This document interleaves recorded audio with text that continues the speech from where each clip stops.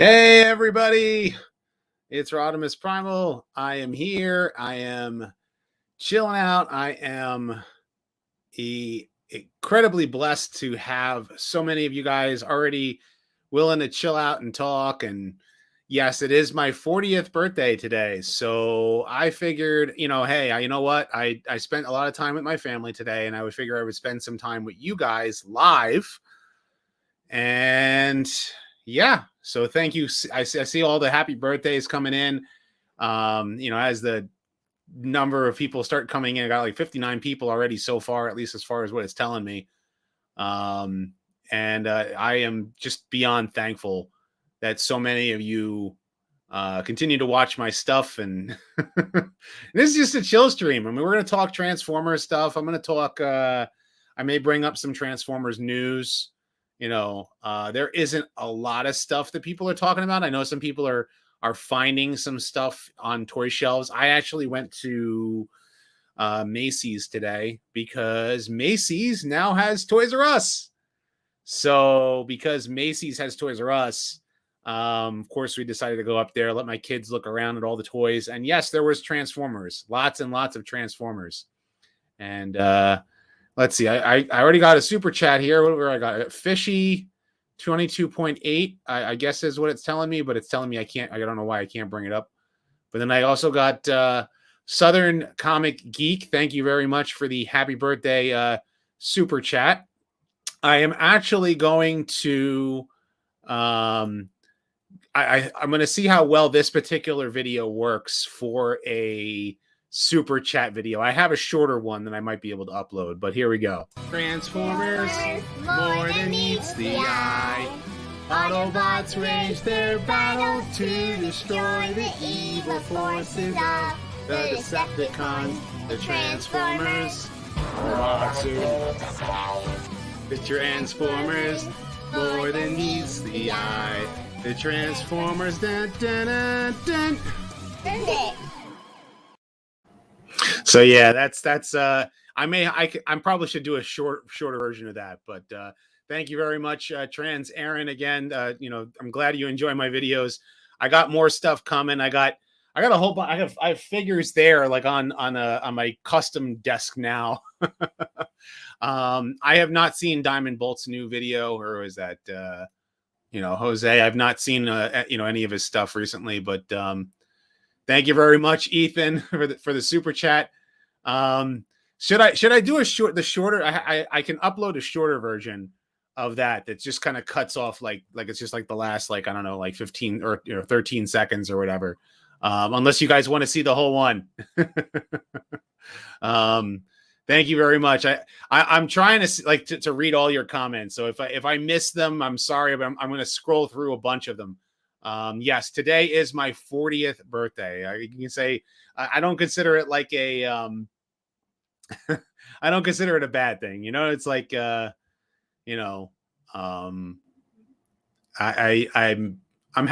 just I don't feel old. I don't feel old. That's the good thing, right? Hope a discussion of G1 Pretenders I have a bunch of stuff. Yeah, Turbo Rev and Young Punk. I'm sorry to hear that. There, Alex Rocks. Thank you for the super chat there. Let's do another one of those. Transformers, more than meets the eye.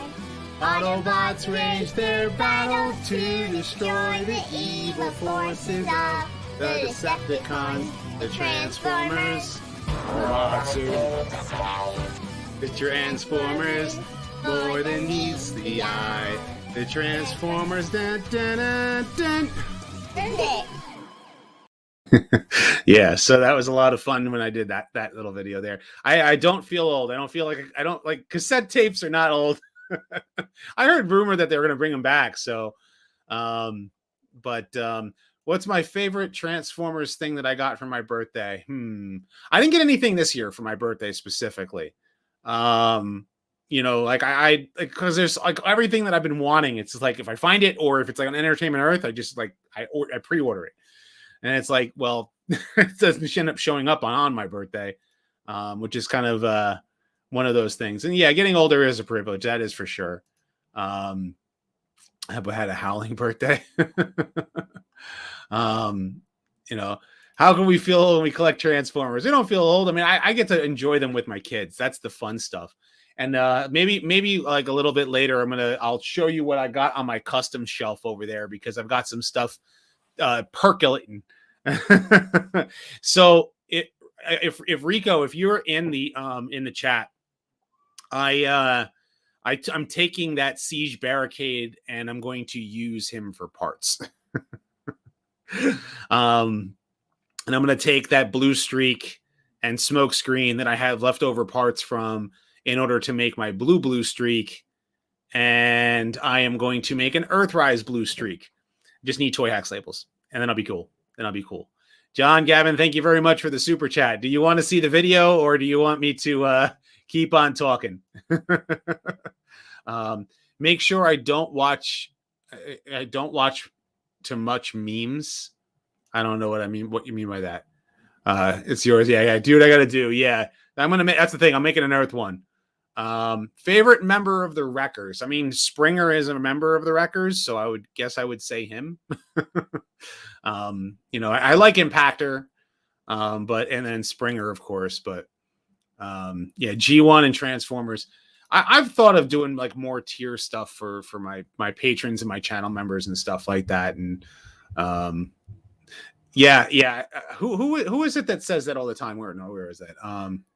Favorite movie was Transformers movies. Where I was about to click on Fire Brothers. Don't stop playing because you get old. Grow up. Because was that MGO or was that Ball Matrix that says that all the time? I don't know. One of them. Good people. Did I have my birthday? Yeah, I actually had a Carvel ice cream cake. I gorged a little. I ended up going for I had to have my meatball pizza and some of that ice cream cake, and I'll end up having cheesecake tomorrow because my parents are going to come over because they want to see the grandkids. Am I going to play Ninja Gaiden on my birthday? Maybe I should set that up. Maybe I should set it up so that I can play Ninja Gaiden, and oh yeah, the Carvel with the crunchies in the middle, the ice cream cake. I turned 40. Yeah, today is my 40th birthday. So I am no longer in my 30s. So, a couple of things I got on the menu tonight. And first, because I already saw, there we go. There's my barricade labels. Thank you, Duke. Thank you very much. I'm gonna and thank you very much for enjoying that cup video. Oh wow, here we go, one after the other. Whoa. Hold on a second, Vince. Thank you very much. Vince. Oh wow, that's really appreciated. Wow, cool. Thank you very much for that one. Oh, here we go. We got a guest here. Fire Talks. Happy birthday, brother. I'm getting some good super chats in tonight. I see that. That's pretty awesome. Yeah. I'm I'm trying to keep up with them. That's some pretty awesome birthday wishes going on over there. Definitely. I'm just going to play that video again for them super chat guys. Transformers, more than meets the eye. Autobots wage their battle to destroy the evil forces of the Decepticons, the Transformers. The Transformers, more than meets the eye. The Transformers, dun, dun, dun, dun. So, if you guys are not familiar with Breadhenge, I don't know if you ever heard of Breadhenge, Fire Talk. Dude, he makes awesome covers. Awesome covers. Oh, okay. So he made the guitar part of the Transformers that I did for that little That's awesome. Yeah. Let me actually bring up his Breadhenge. Yeah, let me see if I can bring up his YouTube channel, and I'll show you the screen real quick. Share screen. Yeah, this is him right here. He's got some cool stuff. Really cool stuff. He does. It's like him on guitar. Yeah. And he does what's it called? Some awesome covers. He's got like like from the Transformers the movie, or that kind of stuff. Nice. Real cool. And does he release it like Creative Commons just lets people use it, or I think because he's doing covers, I guess he just kind of figures what have you. But I figure, hey, you know what? I can give him a shout out. Yeah, exactly. Oh, wow. Vince, again. Thank you. Hopefully there'll be another TFCon Orlando. Yeah. I would have loved to have gone to Orlando. That would have been cool. I was actually planning on going to the one in Orlando. Although, I'm not going to lie, I'm a little bit upset when I saw that TFCon released what their custom class is going to have in Ontario, and it's an actual Transformer. It's not one of those Fury model kits this time. Oh yeah, well they're doing the Earthrise wheeljack into downshift. But are they going to give you like it's going to be wheeljack? You just have to paint it over. Mm-hmm. So I mean, that's one of those things where I'm like, just buy a wheeljack and do it yourself. Oh yeah, Yeah, I have plenty of stuff I got from like Ross and other places that were selling stuff for like $12 Ultra Magnuses and stuff that are just boxed up for later down the road when they might be worth something if somebody wants them. Am I excited for Spider-Man No Way Home? Yeah, I'm on the fence about it, and at the same time excited about it. That makes sense, because it's going to be adapting one of the storylines that I absolutely hated from the comics. Yeah. And that was the whole One More Day, Brand New Day storyline. Yep. Hated that storyline. I hate that storyline so much. I get why they did it, but I've never liked that storyline. Yeah. I'm way more excited for Into the Spider-Verse 2. Yeah, that would be really cool. It's supposed to come out either 2023 or late 2022. Thank you very much, MZ Fit. Nice. Misfit Gamers. Proto Master, thank you very much. Huggy Wuggy has to get off my neck now. What is that? So there's a new horror game that came out. It's done in chapters. It's like $5 a chapter, and only the first chapter is out. And this is the character that chases you through the first level, and his name is Huggy Wuggy. He's supposed to be like an AI toy that you can like hug, but in the game you're in the headquarters that shut down like 10 years ago, and there's a like 15-foot tall one of these in the lobby that just disappears out from behind you and then chases you through the level. And my 5-year-old saw part of the video, somebody was playing this and was like, I want a Huggy Wuggy. So I got one, and you'll notice it's not upstairs in her bed. Yeah, because it looks terrifying. I didn't realize how bad it was going to look. Like yeah, that's not something that your kids are going to want to like. Then again, though, my son, he loves dinosaurs and stuff like that. So there's my wife came in to say hi. No super chat? I know, right? What's my favorite characters from Beast Wars? Silverbolt, Death Charge, Dinobot, Inferno, Waspinator, Megatron. Yeah, that would be my right off the top of the head, right off the top of the head there would be who I like for Beast Wars. Thank you very much, Melvor. Melvor is an awesome dude. If you're not familiar with the Game Chasers, he is part of them basically. He's not. You're a game chaser, you're a toy chaser, you do all that kind of cool stuff. He's an awesome dude. Melvor is an awesome dude. I met his brother before, so nice. I gotta keep the money. What do I want for Christmas? Good question.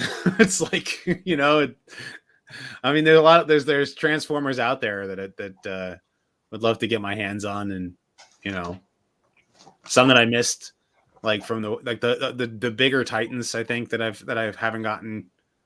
That those are on my list. Kato, thank you very much. Thank you very, very much for the super chat. Here, I'm going to actually not now because of that. Now I have to play this again. Transformers, more than meets the eye. Autobots wage their battle to destroy the evil forces of the Decepticons, the Transformers. The Transformers, more than meets the eye. The Transformers, dun, dun, dun, dun.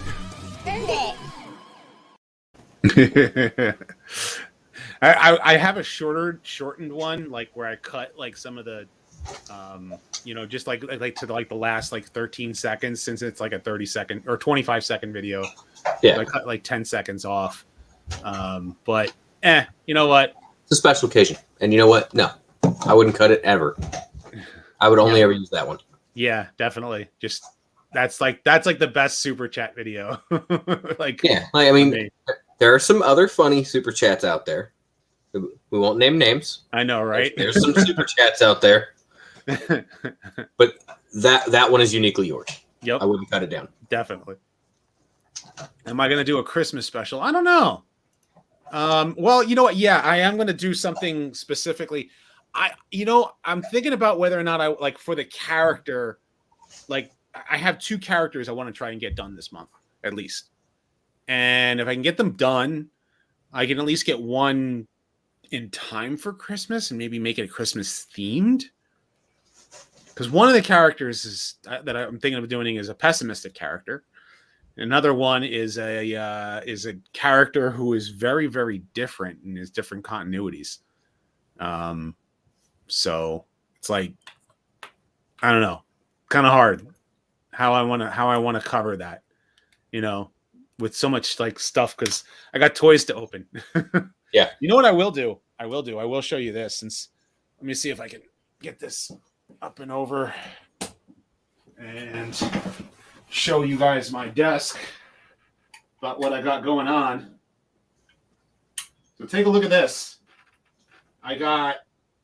Here's my Kingdom Rodimus. If you notice that he doesn't have a face. Yeah. Because I painted his eyes baby blue. Okay. And check out my Kingdom Rodimus face.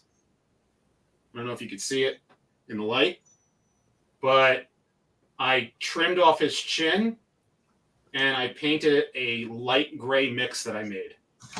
I took some white and I took some gray and I mixed it together to make a nice light gray. So it really makes trimmed off this weird goatee thing they gave him. I trimmed off the goatee. Can you see the trimming that I did to it? Got it. Okay. Yeah, it's kind of hard to see. Yeah, I don't like this weird chin they put on him. So I took off that chin. This is Lifeline's gun right here. Right. So I painted that same gray. And I might paint like some extra like details on that. Right. And then this is the blue streak legs that I'm trying to turn into Barricade, because I already have blue streak there. And this is a smoke screen front that I painted black so far. Okay. I'm working on it. Okay. Okay. And I got the purple for the chest and all that. So I'm using this purple pen, the painter's pen. So you're trying to make him. I'm trying to make Barricade. Yeah. The Earthrise version. Because I skipped it. Oh, okay. Because I wasn't going to pay $80 for a I wasn't going to pay $80 for just to get a punch counter, because I already have punch counter punch. You know what I'm saying? I didn't have punch counter punch, so both. Right. So I already have that. I already have that punch counter punch from when it came out for the first time through Amazon. So why would I pay? Because I missed it when it first came out, and then it was $40, and now it went up to $80. And I'm like, just to get Barricade, I don't need the punch counter punch. So then I would get the Toy Hacks labels. Well, since I have a broken blue streak that I converted into a blue streak. Figure, you know what? I'll make barricade out of them. You know, make them my own way. So who was it that gave that other super chat? I missed it. I saw a super chat come up. Me. Oh, there we are. Misfit Gamers recently bought several figures for a small collection, including Flame Wars, Tarn. Oh, cool. Very cool. So I know I missed a bunch of comments going on there. So you already have that blue, that barricade, but that's the thing. Like, I don't have them. So I never had punch counter punch. I'd always wanted it, and I never bothered buying it. And then when I went to go buy it, it was like $200. So I was not buying that toy. Okay. And then so when that came out, I was like, oh, okay, well, I need both. Oh, it was Vince. Yeah, where was it? Because like I'm trying to be able to bring up the other super chat. So there was Kato. So let's see, there was the Melver was $5, and then Kato threw down a 20, and then Misfit Gamers threw down a 5. Okay, and that's all I see. Okay, I've got the actual YouTube running over here. Okay, yeah, I was trying to see like who else too, so I didn't miss anybody. Yeah, no, you didn't miss anybody. Yeah, blue streak meets silver streak in the show. Yeah. Well, that's because I basically made I made blue streak, and that's silver streak according to my headcanon kind of thing. Like that's who I named him for as a custom. So I thought about doing something like that, and then I got I ended up getting a couple of clearance Netflix red alerts. Okay. They were like super clearance. Like I got them for like $6 a piece. And you were going to make a bunch of different things out of it. So I was going to do a bunch of them, but then that one short that I have where I'm looking at it and then I drop it and it explodes. Well, that actually happened. The plastic was the clear plastic was so brittle that while I was trying to make the custom and I was using rubbing alcohol to just wipe away like the grime paint, it made the transparent plastic so brittle that I dropped it on the floor and it exploded. Oh, wow. So that's where like the inspiration for that video was I was like, all right, well, fine. I'm just going to rip it apart. And I figured I'd use it for parts. Oh, but I have a few more of them still in the box. I haven't even opened them yet. And so the other thing I was going to do on live. All right, there's Kato. What's going on? It's Kato. I can't sing for shit. I'm sorry. I can't sing for me either. Happy birthday. That's all you get. Yeah, that's all you get. That's all I'll get, right? That's the limit. So well, I was happy birthday, man. Transformers live. Gonna see how they are and give people my opinions. You have better luck. I don't know if you can see on that eye. No, you can't really see. Out of the box, he's got a giant scratch across his eye. Ooh, that sucks. That's a scar. It's fine. This one I'm gonna take a Dremel tool and I'm gonna cut out a bunch of his teeth. So Chauncey, it's like thank you very much, Chauncey. Thank you very much. Oh yeah. My wife said she'll sing, but she's not on screen at the moment. We're gonna hear her from the other room. Well, she can if she wants to come up and have the kids surprise me or something. I'll do something like this though. Transformers, more than meets the eye. Autobots wage their battle to destroy the evil forces of the Decepticons, the Transformers. The Transformers, more than meets the eye. The Transformers, dun dun dun dun. I think you got some future YouTube personalities growing up in that house. Yeah, definitely. Yeah, my kids are willing to say hi to people, and we were in the mall earlier, and we were like, they were at the play area, and there was a Jewish family like hanging out, and they were willing to say Happy Hanukkah to them, so it was kind of cute. So you gotta love outgoing kids. They scare me, but you gotta love having outgoing kids. Yeah, definitely. So Oh, my wife doesn't want. Oh, that's right. My wife doesn't want to be seen at the moment. She's she's got a sty in her eye, so it's like, Oh yeah. No, not comfortable. But yep, I have 2 of them, and I have 4 on back order from Entertainment Earth. I wanted a collection of them, to have like a nice little army set. I wasn't just gonna buy one. The Sharkticons, you can't just buy one. Same thing with the Scorch. I bought 2. I have 5 Scorch figures. So I just have one of that one, but I've got a couple of other Sharkticons floating around. I don't army build. I don't know why. I have a hard time spending the same amount of money on the exact same. I have a hard enough time buying repaints.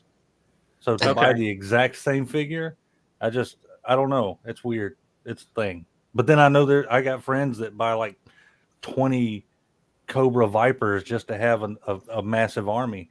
But look, there's more of these canned Gricken Krill Crocken things, or Cup says it. But it's a phenomenal figure. It's definitely worth having more than one of it. Well, his little Ugg boots. A friend of mine who's actually like in the chat is like chomping at the bit for me to open him up. Oh, that's great. He's wearing those Jinko jeans. That's a great little figure. Yeah. So let's see if I can do this. Yeah, there we go.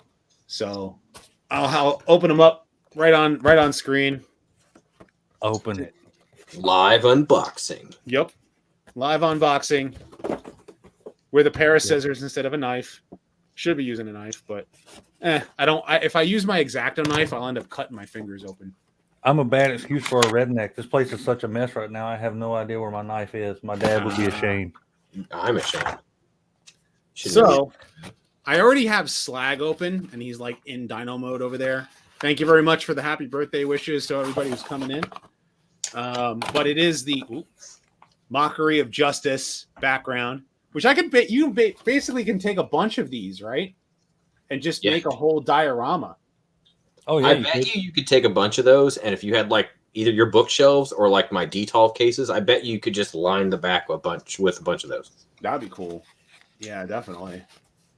I want Detolfs. Every time I look at a Detolf, I'm like, man, that thing's really affordable. And then I look at the shipping from IKEA, and I'm like, it's not affordable anymore. Yeah, my closest IKEA is like 5 hours away. Your closest IKEA is at my house.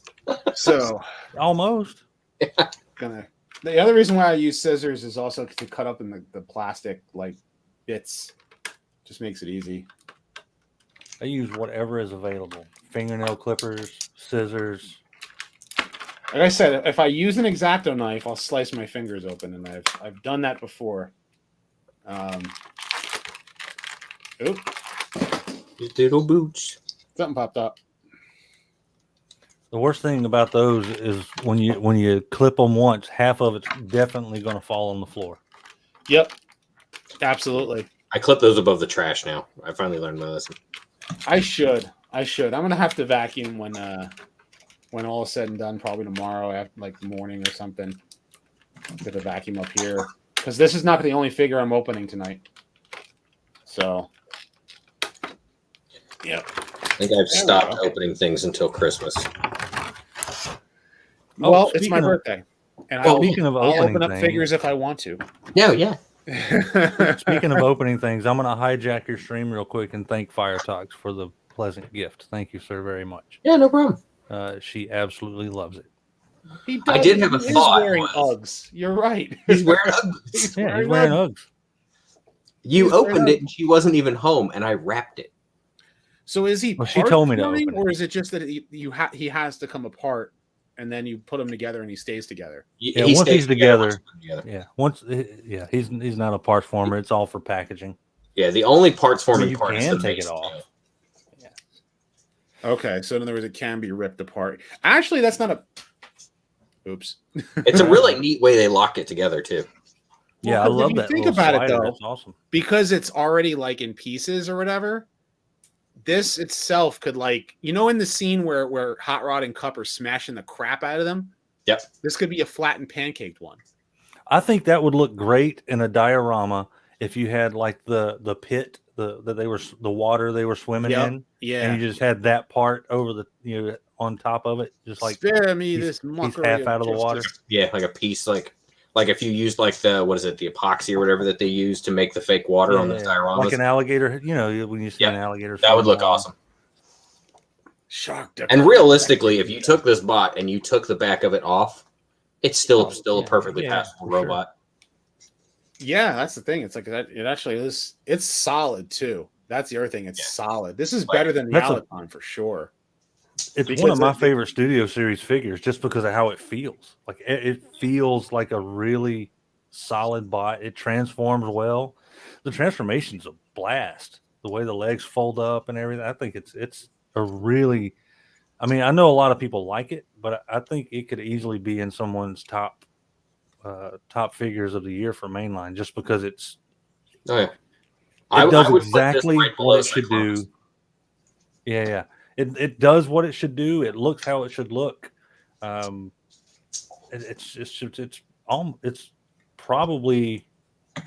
definitely the most perfect Sharkticon mainline I've ever gotten, outside of those little tiny, the tiny gnaws that we've gotten. But I love that figure. It stays right here. Yeah, I mean it stays. He's nice. He's definitely nice. I'm digging him. I'm gonna have to really mess with him. Like I don't want to negate my my viewers. But yeah, he looks great. I want to get him. There's not a lot of hollow bits, just that little bit on the back of the leg there, but I mean it's pretty much a perfect little. You change the material, and it could have been a third party Sharkticon. That's a face only a mother can love. The only thing they're missing apparently is the antenna, and there are people who have made upgrade kits or they're working on upgrade kits for that. Yeah, I've seen a couple pictures of them. Looking at the way that they have them installed, those, I think you have to glue them onto the back of the head, or they might clip right under this little raised area behind the eyes. So Misfit Gamer says, I never liked that the sweeps looked exactly like Scourge with beards and claws. Hard to tell them apart. And tell your sister thank you. Well, something that I'm glad that they made them a different color. At least there's that. At least they're the one that for the toys now for the official sweep. That's the first outside of the BotCon stuff, like official mainline retail release. That's the first retail sweep. Yeah, I think. I couldn't, correct me if I'm wrong. But I don't think they ever released just a sweep. They've always had Scourge, but I don't think they've ever had just a sweep. Yeah, exactly. Like they had it for BotCon, right? Where it was a recolor of whatever that particular one was. And why is this not cutting? Trying to get the gun out. Yeah, I'm going to look through your chat real quick. Oh, yeah. Hello, everyone in chat that said hi to me. I'm sorry if I didn't see that. Thank you for the birthday wishes to everybody who's coming in. Lone Dragon picked up Blaster. That's awesome. Nice. Found him in the wild. Well, looks like I'm going shopping tomorrow to see.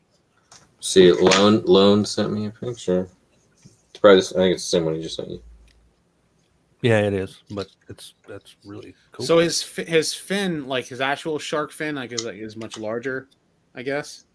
So the annoying thing about the shark fin, at least on mine, the shark fin is not tight, but it's also a 6 millimeter plug. You can't have him hold it, even though it looks like it would be a neat little weapon. I think it's 6 millimeters. You can't hold it. Okay. Yeah, I love that it rotates appropriately, like it would like it did in the cartoon. Like his fin can stick up, but it doesn't quite at least on mine, doesn't quite go in all the way. Yeah, it doesn't. It doesn't go in all the way in bot mode. You can push it all the way down in Sharkticon mode, because I'm looking at the inside. It hits his back. If you look, oh, son of a gun. I never did that. I'm completely wrong. I didn't even do it in the review. So I just said it didn't go in all the way. But if you open the back, there's a port in the back. There's another port that you push it into all the way. Yeah, there's another port there. I think that's the idea, is that you're supposed to have. And just talking to you guys, it just lined up to make that happen. Right. So in other words, it kind of gives him that's for. If you look on the inside of this, That's the hole you just had this come through. There's a peg right above that hole. I know, and that's the peg that really goes in it, right? That's the peg that actually goes in that hole in his back. Yeah. Yeah. You can force it all the way in to get it to work that way, but then it brings his head forward too far, I think. You're right. Yeah, his head is forward a lot too much. Like that's the thing that's happening to him right now. All right. Yeah. Well, then I wasn't wrong. I was more right than I thought I was. So if his head goes all the way down like it's supposed to. All right. Yeah. Yeah. His head is going to sit at this piece here sits at a slight angle. Sweeps up towards the back anyway. But then the other thing is maybe to get some like black paint or something on the peg itself, just so that it kind of squeezes better into the. It's because they used is that an octagon? I should know an octagon hole. Yeah, it's because they didn't use a round hole. I hate that some of in my line of work that the damn octagon holes piss me off too, because I'll make something that fits perfectly in a 5mm port, but the 5mm octagons, pentagons, whatever that is, they don't hold right. I guess if you really wanted to, you could sand it down about a 1/16 of an inch, and it would probably fit just fine. Yeah, you cut like 2mm off that, it'd be okay. So then he's got his little mace, which I do like that there's a third-party option where that's articulated. That's probably about the only thing that doesn't make that just like the perfect figure if the tail was articulated. The tail, and then probably the shark fin itself being real loose on that side would probably be one of the poor things about the figure. But other than that, he's a solid little guy. Loving him. Oh yeah, little Danny DeVito. Yeah, and so people are coming in just now. If you guys have been on for a little while, yes, thank you very much for the happy birthday stuff. I'm doing some live unboxings. Excuse me. During this live stream, and stuff is just happening, and we're having some fun and watching a bunch of grown men play with toys on YouTube. Well, you watch a grown man play with toys in your living room. So yeah, we'd have the dance scene from the movie. And you did send me those. I found them. They were. Can I send you these too? Yep. Okay. I think the last. I still got to send you a set of these. I know you don't like 3D printed stuff, but I'm gonna send you some shit anyway.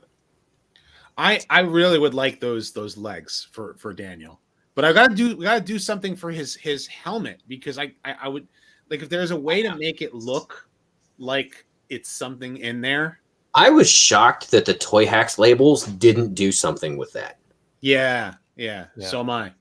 Even if it was just a simple sticker that made it look like underneath all of that there might be a face. You know what I mean? If you put a Daniel sticker on there, right, just his face, and then maybe a couple coats of clear paint, to maybe give it some depth, I think it would look great.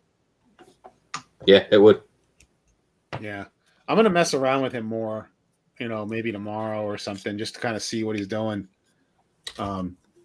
Oh, wow. Thank you again, Misfit Gamers. Have a BotCon Sweeps 3-pack that were light blue. Yeah, I know exactly what you're talking about. That's what I was saying. Like, this is the first time that Scourge has had... No, wait, because they had that 3-pack. And it was Cyclonus's Armada. It was a Cyclonus, and it was a Scourge, I think. But was it a retail Scourge, but with a different face? Or this? Yeah, was it a retail release, or are we talking a retail release? But it was a recolor of that generation Scourge. Right. But it was it was half transformed, so like parts of it were, if I remember correctly, I got to look at that up again. But thank you again for that, and you guys will get this video one more time. Transformers, more than meets the eye. Autobots wage their battle to destroy the evil forces of the Decepticons, the Transformers. The Transformers, more than meets the eye. The Transformers, dun, dun, dun, dun. So yeah, so I what I'm gonna do, I want to get at least one of the actual sweep figure, because I like the blue on it. And what I want to do is I want to switch out the hands on one of the Scourge figures.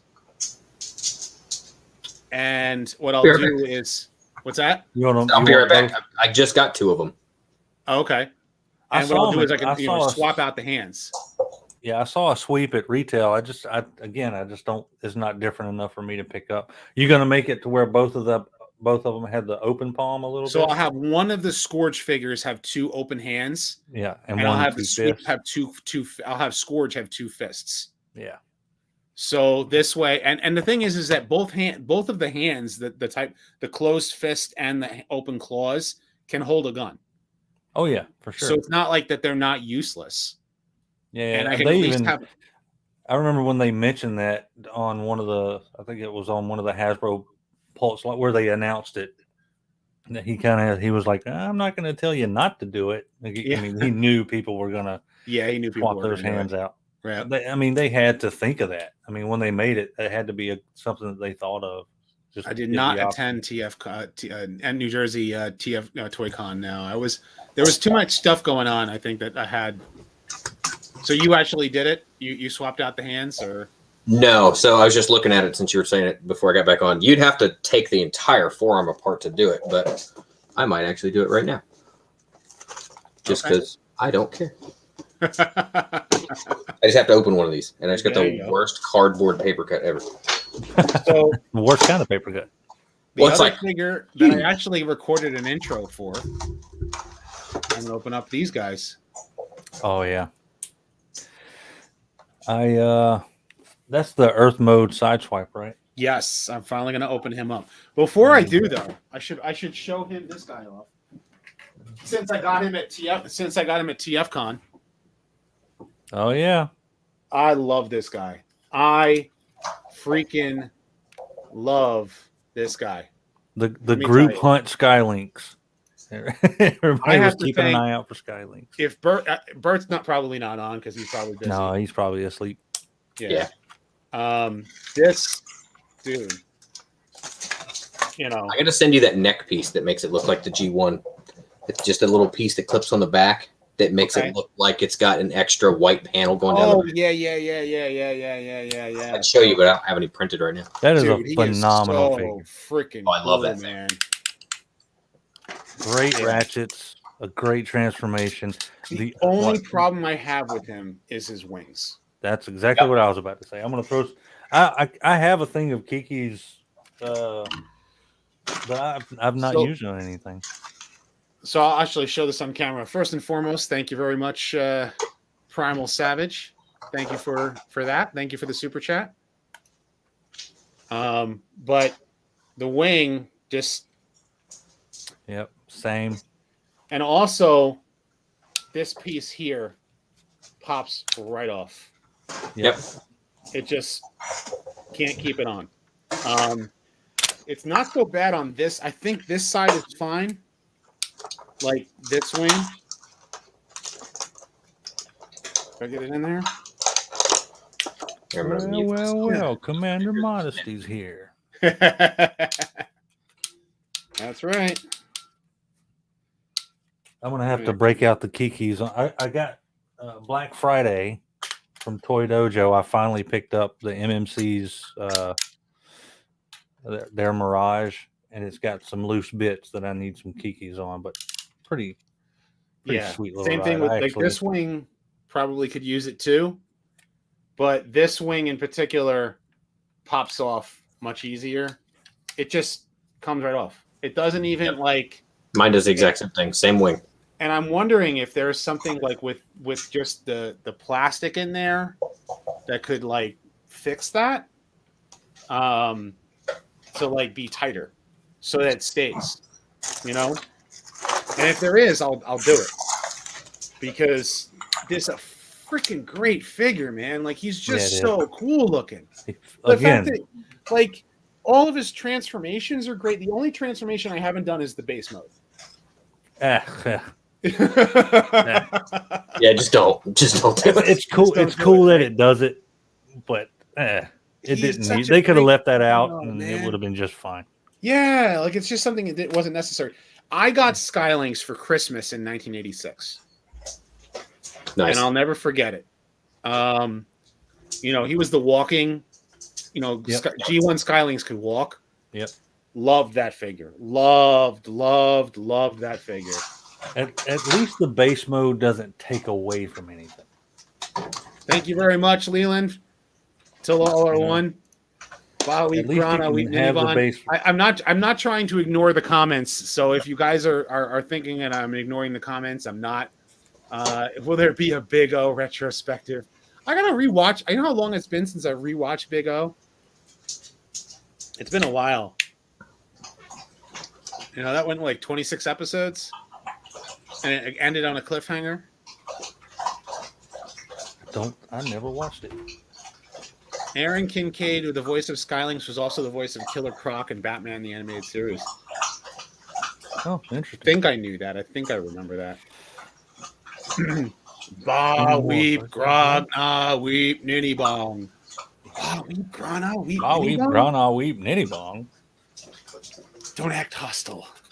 So his Lynx mode, though, dude. When I first opened it, I transformed the Lynx first because that's what I wanted to see how they did the Lynx. Yeah, dude, that Lynx mode looks they nailed sweet.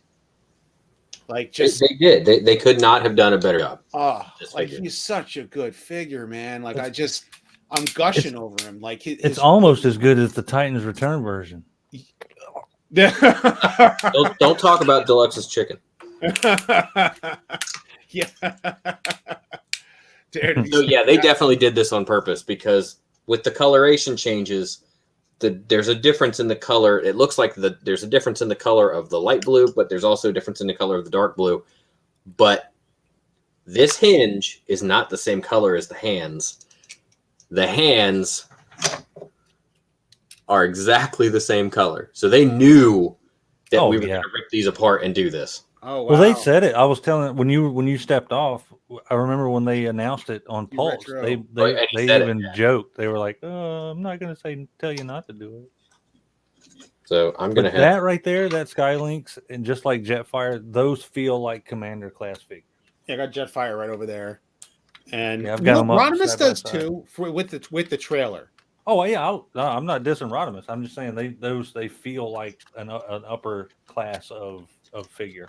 Yeah, no, I love Rodimus. The only thing that's unfortunate is that Skylynx it has that mold. You won't get any repaints out of it. I doubt they're going to do a Shattered Glass version.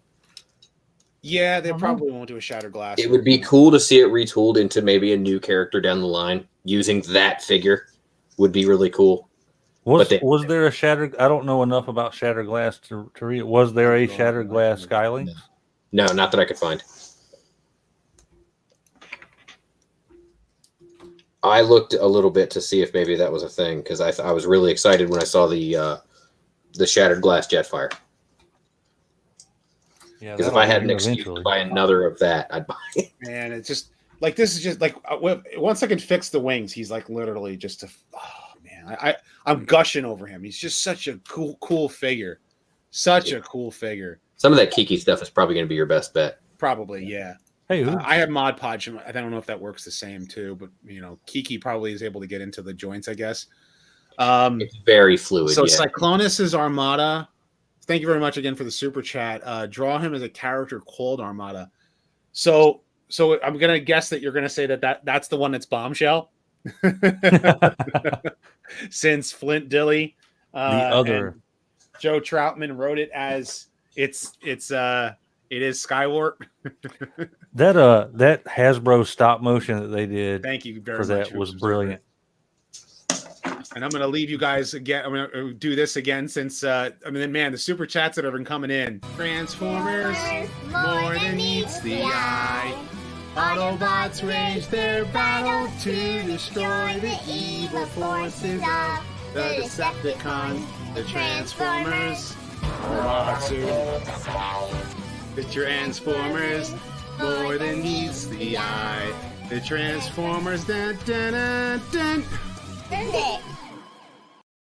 I love that she is holding RC and Black Arachnia. I think that's great.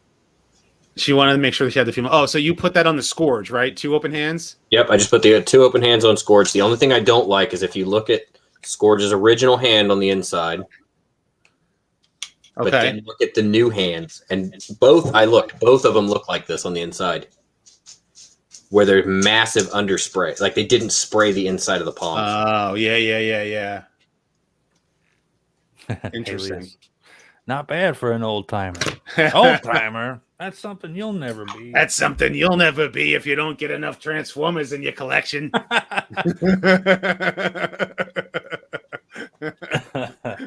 Yeah, I think that's gonna be my best Cup impression. Let me tell you, you got another Decepticon over there. You're sitting there with the wings. That retrospective was one of my favorites. That was because I don't know why it was different, but I don't know. I really like that. If you guys are in this chat and haven't watched his Cup retrospective yet, when we're done, go watch that. It's great. Thank you. Thank you. Hey, Lio, what's going on? Oh, same thing, different day, dealing with all the madness of social media. Don't worry about it. Don't worry about it. Don't leave that elsewhere. That's right. It's birthday day. Oh, happy birthday. Thank you. we're not dealing with them. None of that. We're having a good time. Everybody who's here is here to have a good time. Leland, it was a very personal view of yeah, it took me a long time to make because I had to do so much research because I didn't realize how badly they abused him in IDW. Oh yeah, I didn't either because I didn't read that. So when you started going into the IDW stuff, I was like, the only thing that I can think of whenever I think of IDW Cup is he was awesome with the Saigar. And then I remember hearing people getting really upset about the fact they killed him off when he met the Visionaries. And I knew nothing else in between because for whatever reason, some things just didn't click with Cup with me. I don't know why in IDW. The weird stuff with him and the Saigar and why he had the Saigar and what Preceptor's job became was all just sad. Yeah. Kind of like a drunk grandpa. Yeah. All right, so here's a sweep with 2 closed hands. That's cool. Yeah, I think that looks great. So that's what I'm going to end up doing. Obviously, not too. So all you have to do is just use. It's 1 screw, or is it 2? 2 screws. Okay. There are 2 very small Phillips head screws right here. One goes through the joint. One just goes through the actual forearm. That's all it was. Pop those 2 screws out. Pop it apart. Well, it's almost as if they designed it on purpose that way. Because if they would have used 1 screw, taking this apart probably would have broken a clip. Okay. So they use 2 screws, which makes it way easier to swap this out. Gotcha. There you go. So Misfits Gamers opinion. Thank you. Wow, you are blessing me tonight with these super chats, man. Wow. Your opinion is so who became Cyclonus? I think the body used to make him was bombshells. It doesn't matter. In my mind, they were both dead in Cyclonus. See, that's a fair assessment. That's a fair assessment to make. Being that what you see on screen. It is that they said that the one who became Cyclonus was definitely the Skywarp one.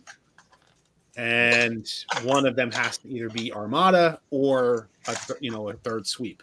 So I like if you think about it though, when you watch the stop motion, they all 3 of them say, we're all made by Insecticons.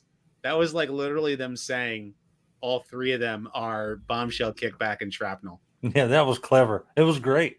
Yeah, it was a great nod to the fans and the whole conspiracy overall for them to say it without saying it and just play along with everybody. Because they left. You know why? Because I think the way they look at it is if you still think that it's bombshell, you can still think it's bombshell. Yeah. No one's really like out there to like fight people, kind of thing.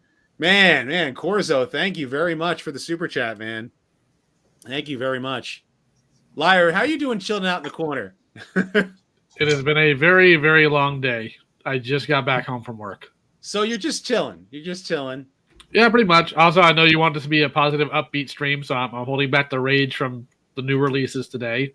Go for it. Yeah. If we're talking about like stuff we've acquired, like God, I just completed whatever the showcast they had for the Beast Wars Telemoka line. So that's kind of cool. And I'm still waiting for my Zeta Toys Superatron to show up. It's been in transit for 20 days. And I just got done fiddling with the X9 or DX9 Tyrant. I believe that's the second third-party Galvatron that came out. He's kind of neat, but I don't really like some of the design choices they had with him. Oh, okay. So you've been collecting a lot of third-party stuff then. Yes, I have, because I don't understand the concept of dipping your toes. I jump in like an idiot. These guys here do the same thing. Leland, man, wow, dude. Wow. All right, so Leland, and you know, you got the he's the guy with the straight out of Cybertron channel that he's trying to develop, right? Right. With the whole basement. It was a pleasure meeting you, Leland. That whole basement was. Yep. I want to see it in person now. I got to see it in person. So, thank you very, very much. Thank you. Great. Going to the gym. Thank you. Before you leave, dude, I'm gonna give you at least one Transformers. More than meets the eye. Autobots wage their battle to destroy the evil forces of the Decepticons, the Transformers. The Transformers, more than meets the eye. The Transformers, dun, dun, dun, dun. Wait, did Leland say he was going to the gym? That's weird. I can't see that happening. No. Dude, the man looks like he could take on the whole gym and by himself, man. What a great guy, though.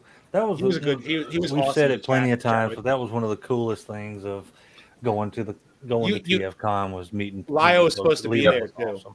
Lio was supposed to be there. But other things came up, and I had responsibilities I have to keep up with. So hopefully I'll be able to go next year as long as everything aligns. The problem with TFCon is I tend to go in the later year one. And, of course, work always wants you to put in, like, what time you want off, like, in December for next year. And I'm like, you guys aren't going to tell me anything until, like, January or February, will you dirtbags? Okay. Yeah. So, getting things off. Well, they actually announced when next year's TFCon is in Chicago. I don't know if I'll be able to make it to that. I definitely won't make it. I don't see myself making it to LA. I'd like to take the lady. No, to LA Chicago. I'm not going to. That would be cool. LA I'm not going to. Ew, California.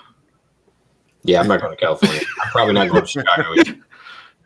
I go to Illinois enough. California is a gorgeous place to visit. I would never want to live there. Never want to live there, yeah. Never. Still want an Earthrise Gears. Yes. I got it. We got to complete that 84 crew. Thank you very much, Abdu. Thank you for hanging out. So yeah, some people are going there in March. I mean, that's the thing. It's like I know I can't make it out there. Yeah, I'm not going there either because I know they do. Sometimes they do one at the beginning of the year and then the one in October or whatever. And that's usually the one I shoot for. It's later in the year one. Yeah, that'll be the Chicago round, which I'm depending on work schedule and travel schedule. It's not impossible for me to go to the Chicago one, but it's not likely either. Navon, I got more and more coming. So, any more birthday gifts? So it's not really birthday gifts, but I am going to do some more unboxings. I'm gonna open up this sucker right here, live on stream. Might as well do it now while we're talking. As I'm starting to open them up, Fire Talks. Why don't you show off that sweep again? Hold on a sec. Let's bring you up here. So here's. Let me take his gun out. So here's after the hand swap. The standard, the lighter colored blue sweep with both closed fists. And then here is the Cyclonus, which I transformed them a little bit different on purpose too, with both open hands. Or Scourge, you mean? Scourge, yeah, sorry. Gonna have to slap you one, dude. I know. I did it. It's late. I'm tired. It's all good. So here we are. We're gonna open this sucker up. Bam, here they are. Nothing on the Rodimus, inside. While you open that up, did you go in on any of the golden disc stuff? Only Pterosaur. Only Pterosaur. Only the one that's not shipping right now. Yeah, I know, right? Yeah. That's the one everybody wants. Yeah. They knew that, dude, that was low. That was low. How are you going to do There's two things I don't like about this golden disc thing. First of all, when you get all 4 boxes and you put them together, they make a golden disc. But when you put them together, it's not a rectangle. If you put them all together, one box sticks out way far past all the rest of them. And I've seen what the boxes look like together, and it looks like you can't display it that way. It looks like crap. Ugh. But then to put Pterosaur in a set where you've got a box with 2 repaints in it. Was it the Puffer and Puffer and Road Ranger? Road Ranger. Yeah. Being 2 repaints are in the same series as him and the other ones. It doesn't make sense. That should have been a mainline figure. It should not have been one of these exclusives. Yeah, Pterosaur should not have been like they should have put Shadow Panther in that wave. That's right. Like yes. That would mean nobody wants Shadow Panther. No, I have Shadow Panther. I have Shadow Panther. I don't want it. I like you. Well, it depends upon if you really want it. Like if you really want it, but I don't. So it's going to stay in cat mode. It looks good. I ordered the Beast mode. golden disc Tigatron, and even that one I don't want. Man. Yeah, the golden disc Tigatron's going to stay in cat mode too. The golden disc Tigatron looks terrible. That's why I got him.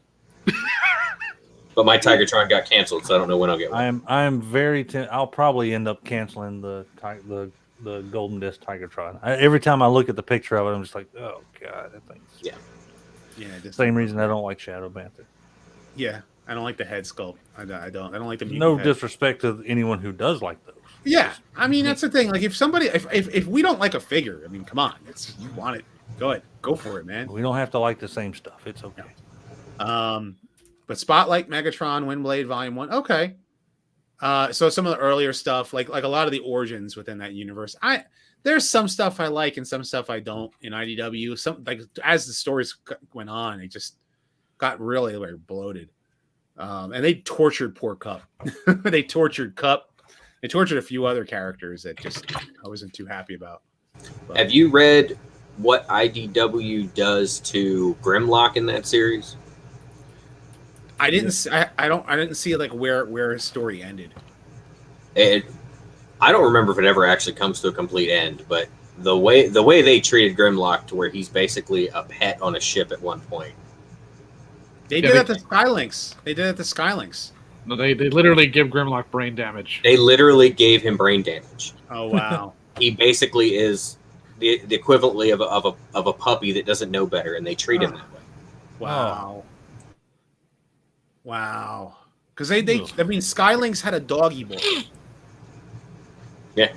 He had a freaking doggy bowl. Yep. See, there's a reason I'm glad that I didn't read some of those. Yeah. So, time to start opening up these figures and see how they are. That Air Razor figure, I really dig that Air Razor figure. So, Air Razor is really nice. I'm really hoping I like this the Skywarp. The extra paint apps on that Skywarp make it nice. You know, I know why they reused the mold for Pterosaur, but whenever you look at him head on, it literally just looks like a robot just squatting down. Yeah, I know. Squat bots. And goat seeing whoever the poor soul behind him would be. Because he got his arms all tucked up by his legs. I don't like this new environmentally friendly rope stuff they use. It's the little circle pieces and rope. Yeah. So Spiderus, that is true. Thundercracker got a dog, but he also writes screenplays, and his arc in that whole series is actually kind of funny. Yeah. I need to do more research on Thundercracker. I know he's going to be on one of my lists to do. Probably going to be in the new year. I have a question for you, Rob. Going to finally get to Thundercracker since I did Skywarp. So, do you have any figures or characters that you've wanted to do a retrospective on, but until recently there just wasn't enough info to do one on? I had to really reach. I think, if I remember correctly, I kind of had to reach for gears. If I remember, because I did gears last year for Christmas, right? I'm trying to remember. A couple other characters that I think that I just went ahead and did anyway. Or no, I mean Huffer is tough to try and figure out like where, because I could make a shorter retrospective out of him if I do Huffer. Well, if you had one that like either one of the new shows, even if it was Cyberverse or Kingdom, or maybe one of the new comics that came out that fleshed it out just enough to where you now could do one. I mean, the thing is, I can do any character. I really could. There isn't anybody that's off the table. Like, I've put some off before, like where there was a character I wanted to do. Like, Prowl is one who's been on my list for a while, and he's number one. He's going to be in too much, so it's going to take me a long time to get a retrospective for him done. But the problem with him is that I'm going to have to filter comments. If anyone says a specific acronym in the comments about Prowl, I'm going to have to filter it out. So, and you probably know what I'm talking about because of what Prowl transforms into. And I'm going to leave it at that. All right. Yeah. So, anyway. Yeah, I got you. I hated how IDW treated characters like RC, Getaway, Galvatron, Wingsaber, Prowl, Grimlock, and how Optimus Primal, Rhinox, and other Depth Charger were servants of Unicron. Hated it too. Definitely hated it.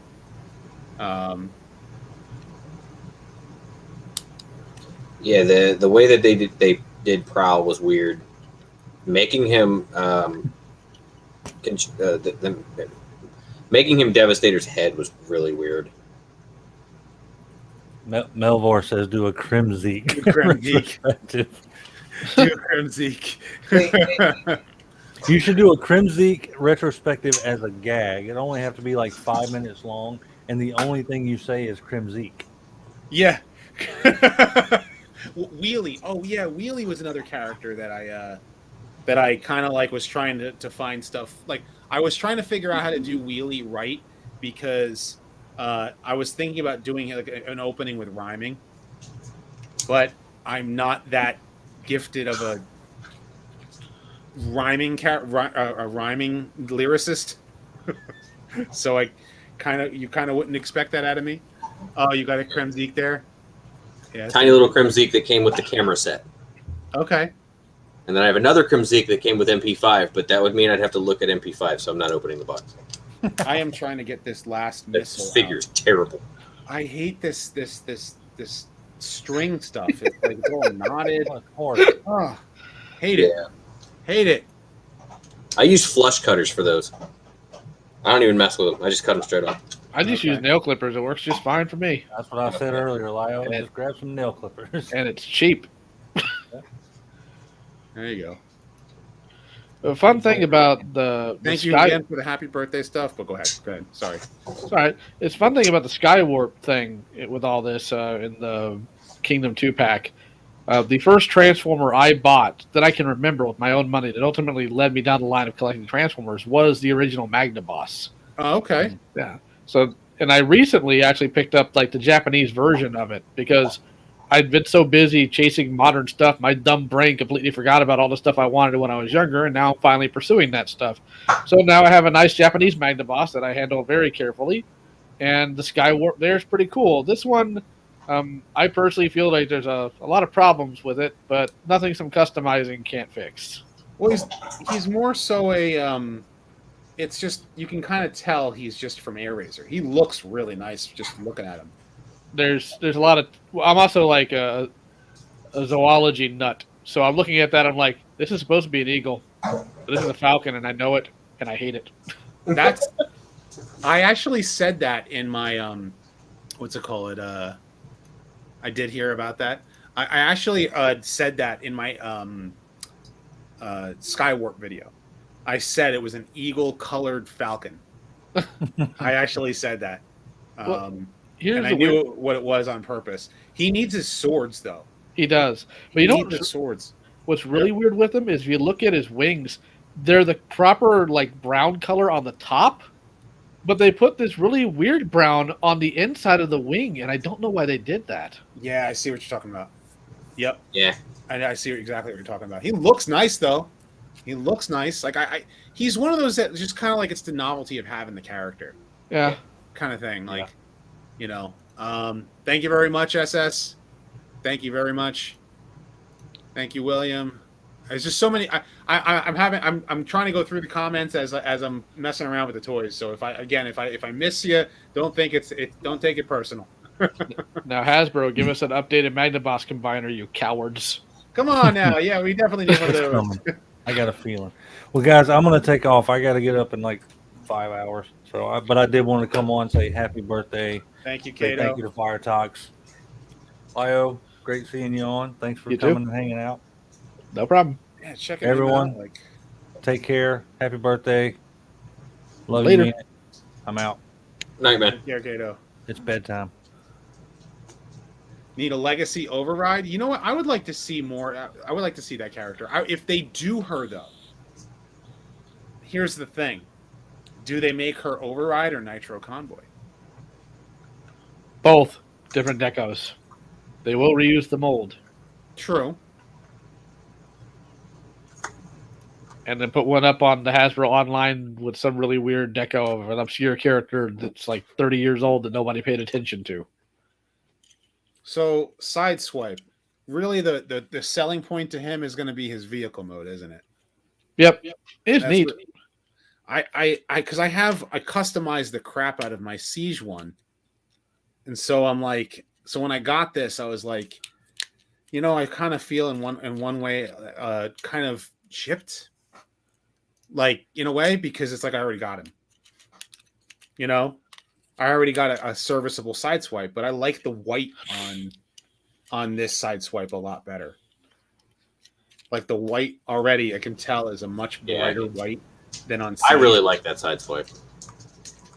And I have Gigawatt too. It's the same exact transformation. Yep. Like they've used the transformation so many times. Another piece of cardboard. I don't mind them having the same transformation in this line so much as how it was in Combiner Wars. Yeah, it depends upon the character. Well, I think it's because the transformations are way better. Yes. You don't mind having to fiddle with it when it's not that bad, because there's a bunch of Combiner Wars over there, and I know there are a lot of people who really love their Combiner War stuff. Oh, no accounting for taste. the first Bayformers film was my intro into Transformers along. Okay, that's fair. And that's fair. I think it's the most complete movie. The rest of them feel like they're desperate sequels. If I could say that. Not, you know, if you like them, you like them, but you guys know I'm not a big fan of the live action films, but, you know. Yeah, I like the car mode. He just needs a spoiler. Just needs a spoiler. And he needs red paint. I'm going to have to get some red paint on that black piece. Yeah, that's the only thing I don't like is the black. And it annoys me that they changed the back of him just enough to where the spoiler that I made for the Siege version doesn't work for that one. Yeah, but did you see the upgrade kit for him? Yeah. Like, I mean, like the full one. The one that, like, even encloses the inside of his forearm. Yeah. It's got full add-on kits so that it no longer has gaps. Problem is, I don't do gap fillers. Literally the only gap fillers I've ever done are RCs. Okay. That's fair. I like the car mode because it's just, it's, like I said, it just needs the spoiler. Nice looking. Really nice looking. Transformation is, again, the same. But you can kind of, it almost feels like that. I don't know if it's mold degradation because it's a new mold in in a lot of places, or if it's just like it's looser than Siege Sideswipe in transformation. I don't know. I don't feel like I thought that when I was messing with mine. I don't have one handy, I don't know. Just he feels much looser in the transformation joints. Just the way he's transforming. Like he's fine. He's fine because once you get him in both modes, he's fine. But yeah, maybe because like I got deep cover, and deep cover, like his joints are tight. okay. Like his joints, he's been standing right there since right after I got him, and his joints are still crisp tight. The other thing is like the way the chest lines up with his head. I noticed that when you're, like if you're looking at him like a certain angles, it's covering his face where it's not so protruding in the siege mode. Yeah, it does it on the siege mode too. Not as bad though. It might not be as bad, but it's still definitely a problem with, I think, an alignment problem when they were trying to clear the head. That's why I think that comes up so high.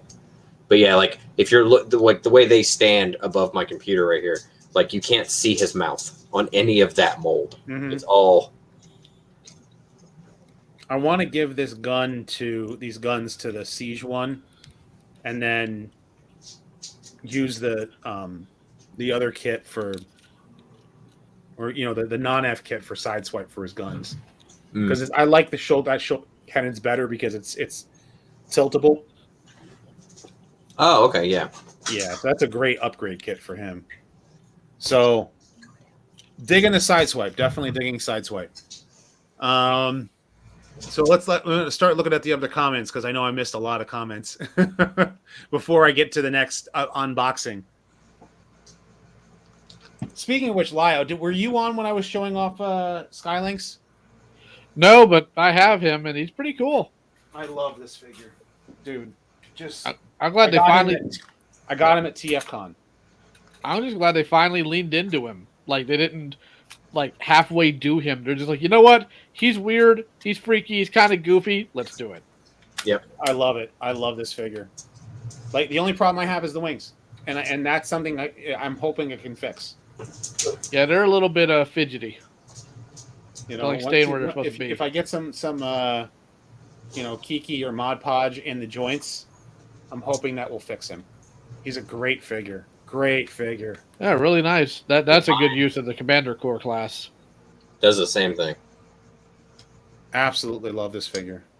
That just dropped. Does the blue on your wing do this? They just collapse like they don't.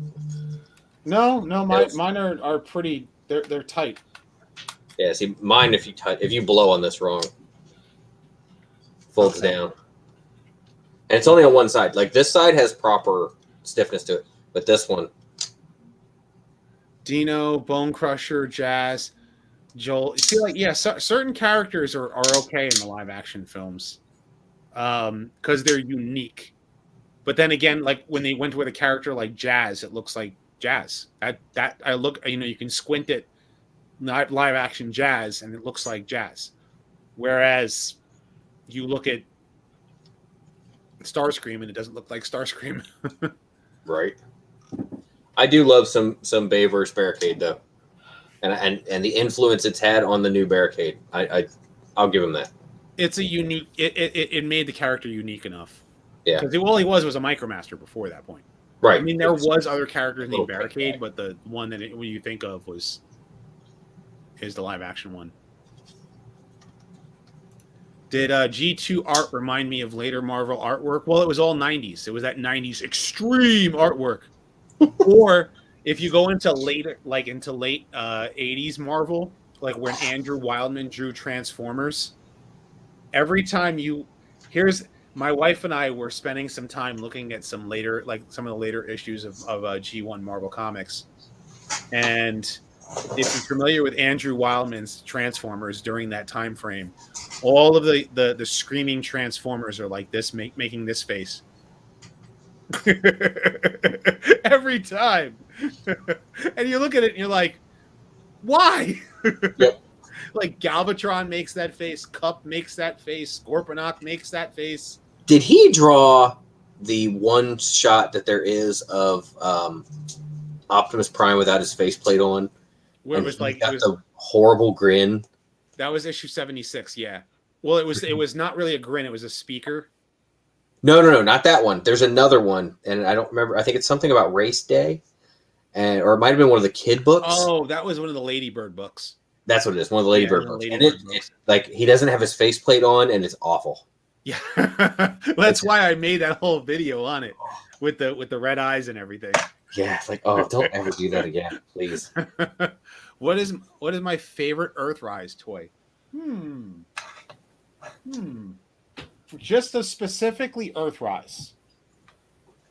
Man, I think I'm gonna have to say now, and like I've only really had him for like a month.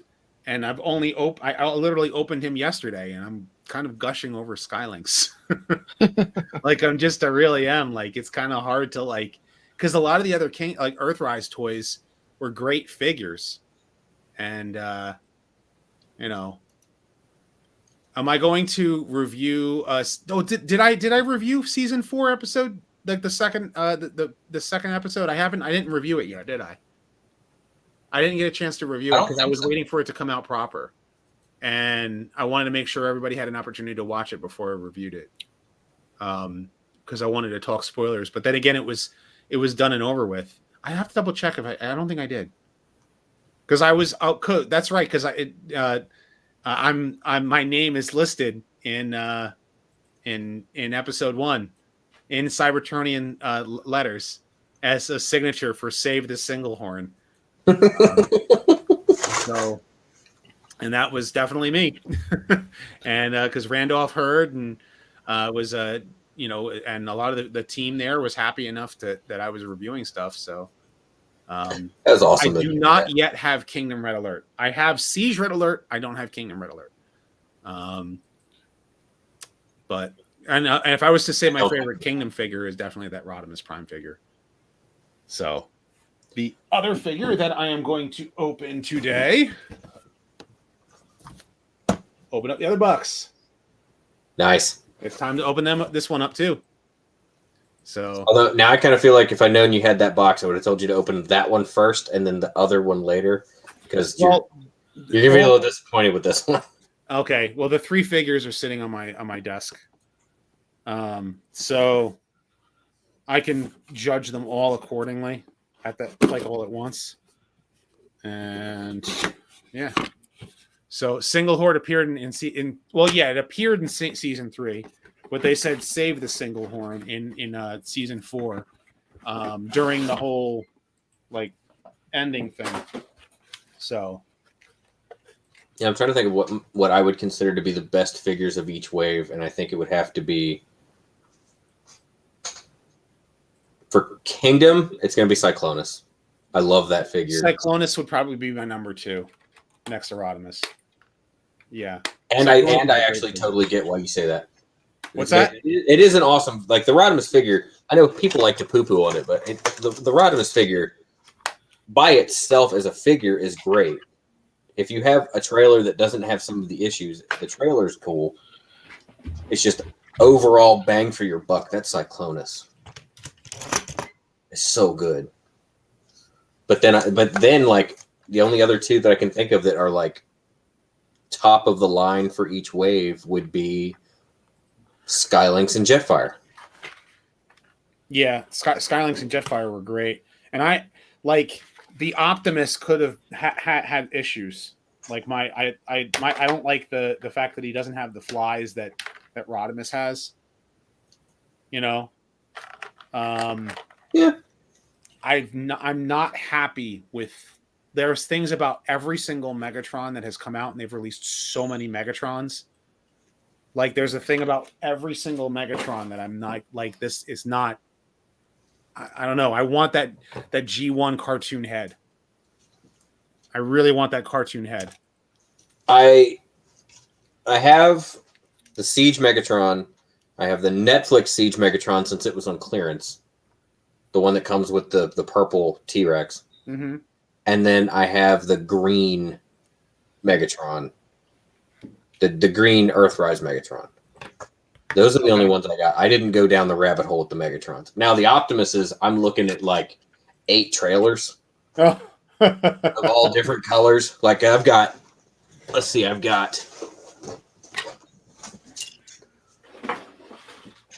we have Dead Optimus. Okay. God, you actually went for it. Monster Optimus from the Toy Hack set for the Dead Optimus.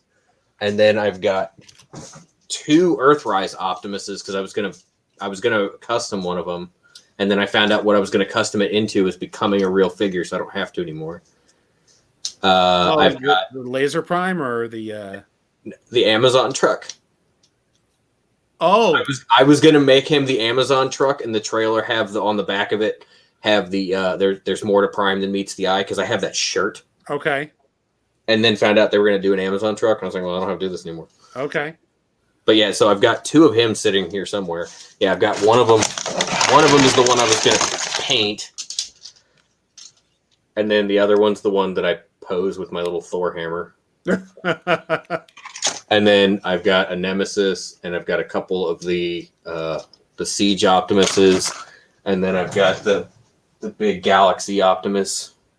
What I want to probably do is, like, I would love to have to me, in my eyes, Siege Optimus is just, I'm not a fan of Siege Optimus. Yeah. And I think what ruins it for me is the character in the darn Netflix cartoon. I don't blame him for that at all. They never should have tried to hire a voice actor that wasn't going to make it his own. What's wrong? You don't like talking like this? That too. That too. Yeah. That and reading it from a bad teleprompter. Tell me you forgive me. And what was it? The when he literally went into Batman voice. Yep. This city showed you it has the capacity for good. Yeah, it was terrible. That was pretty much terrible. Like it was, yeah. That to me was enough. Yeah, I have too many of these options. I'm looking at the trailers now. God. Oh, what did I do? Okay, all right. There's got to be something better for that shoulder. I know there's an upgrade kit for the shoulder joint, right? Don't miss Misfits. Okay. If TF stories I'm writing are G1 based like IDW, I'm including characters and elements from every continuity. One arc is in Beast Wars, Awaken in Modern Times, like Meet Their Ancestors. Okay. So it basically would have them still crash land on what, prehistoric Earth, and something happens? Like, how would you have them give them a reason why they turn into their alt modes? Did it bother you as much as it bothered me that the Beast Wars new incarnations in Kingdom were the same size as a walking truck? It did. Okay. I want to make sure it's not just me. Like, I get story-wise why they did it. Animation-wise, I get why they did it. But at the same time, yes, Optimus was way too big in the original Beast Wars episode. Because that was insanely big. No, because Beast Wars, are you talking about Optimal Optimus, or are you talking about... I'm talking about... So the difference between the original Beast Wars, where you've got Optimus Primal, who's so much smaller than actual G1 Optimus when they find the arc. They were supposed to be. The Maximals and Predacons were supposed to have gotten a more energon efficient upgrade. Yeah, they're not much bigger than actual people. Yeah, that was right, but it still felt like they were very small in comparison. Like they overinflated how big the G1 Transformers were. I think it might just be the perspective and which the shots you're looking at are. Because specifically, you're trying to use like the shot where Megatron's powering up his blast to blow Optimus's face off. Like the perspective on that might be what's throwing you off. Yeah, I'm going off memory from when I watched it originally and then rewatched it, I don't know, a year ago. But then taking the same characters and they are the exact same height as that gorilla is the same height as that semi. That is horrifying. Yeah. That was the way the Netflix series did it. Yeah, the way the Netflix series did it, where they're the same damn size, was like, it didn't make sense. I understand why, like story-wise. If you would have had a big giant truck guy show up in the middle of your little Beast War, it would have been over really fast. But you're also talking about a here doesn't the one leg here doesn't stay in. Like it doesn't stay transformed. Is that common? Mine, it's loose as hell. It doesn't want to lock in. More importantly, do the symbols line up on the hood? Hold on. Let me actually semi-transform it then. Oh yeah. Because it's the auto. You're talking about the Autobot symbol, right? Yep. Because both copies I got, the answer was no. I did not have that problem. I have seen pictures of that problem, but I did not have that one. Oops. Too far the wrong way. Oh, you'll get used to that with that toy. Yep. Because the Siege one it doesn't have that issue. It does not. Mm-mm. Like I've got the Decepticon Siege one, and he's tight. He doesn't come apart like that. I just mean that's what I have local. Everything else, Right, yeah. Because I'm trying to get him to. Oh, yeah, because you're supposed to go this way. Yeah, and the one joint here with the leg is tight on this one. Capville, thank you very much for the $1. Let me just answer some questions here because I saw some questions getting asked. Figure looks great. It's just his portrayal in the Netflix series that bugged me. Yeah, that's the thing. Is that the Netflix character did that for me? Do I prefer G1 cartoon or G1 Marvel comics in terms of storytelling? Ooh, good question. I'm a big cartoon guy, and for good reason. I think that as a medium, Transformers, if told properly, works best as a cartoon. Problem is that modern media has a hard time telling that because you're trying to tell the story of how many characters. With a cartoon, you have the opportunity, if you have 26 Transformers, Autobots, and Decepticons like they did in G1, you can tell a one-line piece of dialogue, and it feels like you know everything about that character. If that makes sense. Yeah. Whereas in the comic books, because with a monthly issue limited series, it takes time to develop a character, and it takes a long time to get there.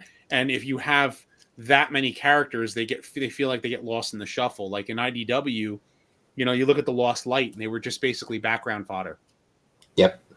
And people like the IDW run. That's fine, but it just. There were so many characters in the IDW run that you're just like, okay, well, they never got an opportunity to shine, even though because they try to shove them all in there, and they didn't. There were certain characters that got a lot of opportunity to get storytelling, like Swerve, which was great to actually give a character who never had storyline for him before. But then you have other characters, and they just, hey, what's up? What's going on with Hound? Why is Hound not getting any love? Where's this one? Where's that one? Why is Trailbreaker? Oh, he's just the force field guy. Yep. And it felt like that they were just negating too many characters at a given time.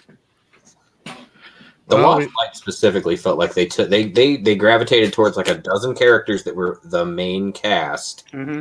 and then they weren't mainline characters. Like, yeah, you had Rodimus and stuff, but most of it was lower lining characters that were main cast, and then they took all of these actual G1 characters and made them all background. Yep. Which I guess, in a way, kind of might be better because you don't mess with the lore so much of an existing well-known character if you do that. Right. But then again, IDW, IDW is different. Whereas, yeah, let's say if I was to say Marvel Comics told some really good stories with certain Transformers. Shockwave got a very different interpretation in the Marvel Comics. Same with their Galvatron. I love their Galvatron because he is like genuinely crazy and he's hateful and he is the embodiment of spite.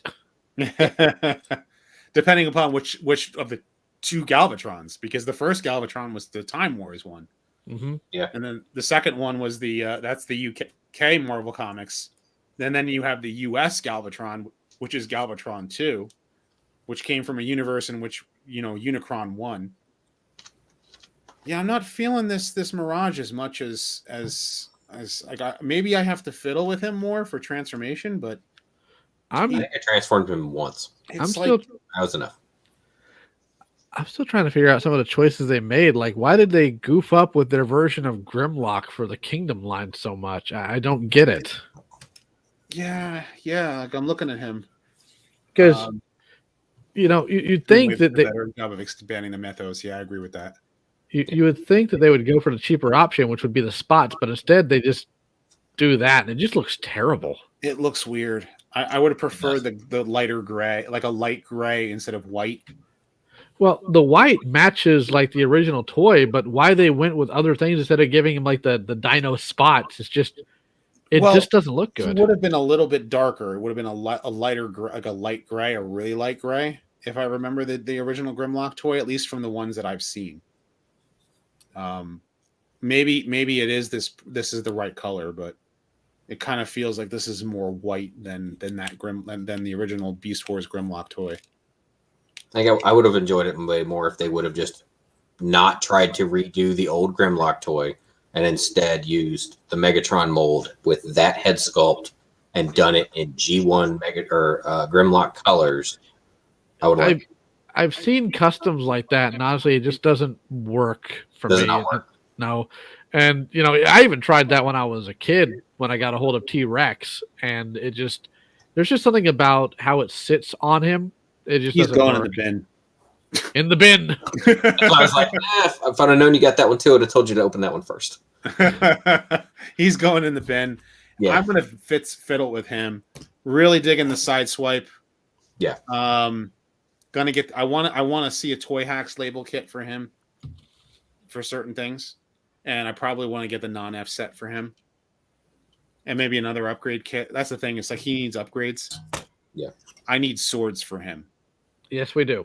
Like that's just it. Like, and there are swords. I've seen the swords. Like there are third party upgrade kits for him. I will need this. Yeah, the swords. I think Larkin. Is it Larkin or you made one? I haven't made anything for him. Okay. The swords I have most recently are for RC. I don't know if Larkin made one or if someone else made a third party one. It might have been Larkin.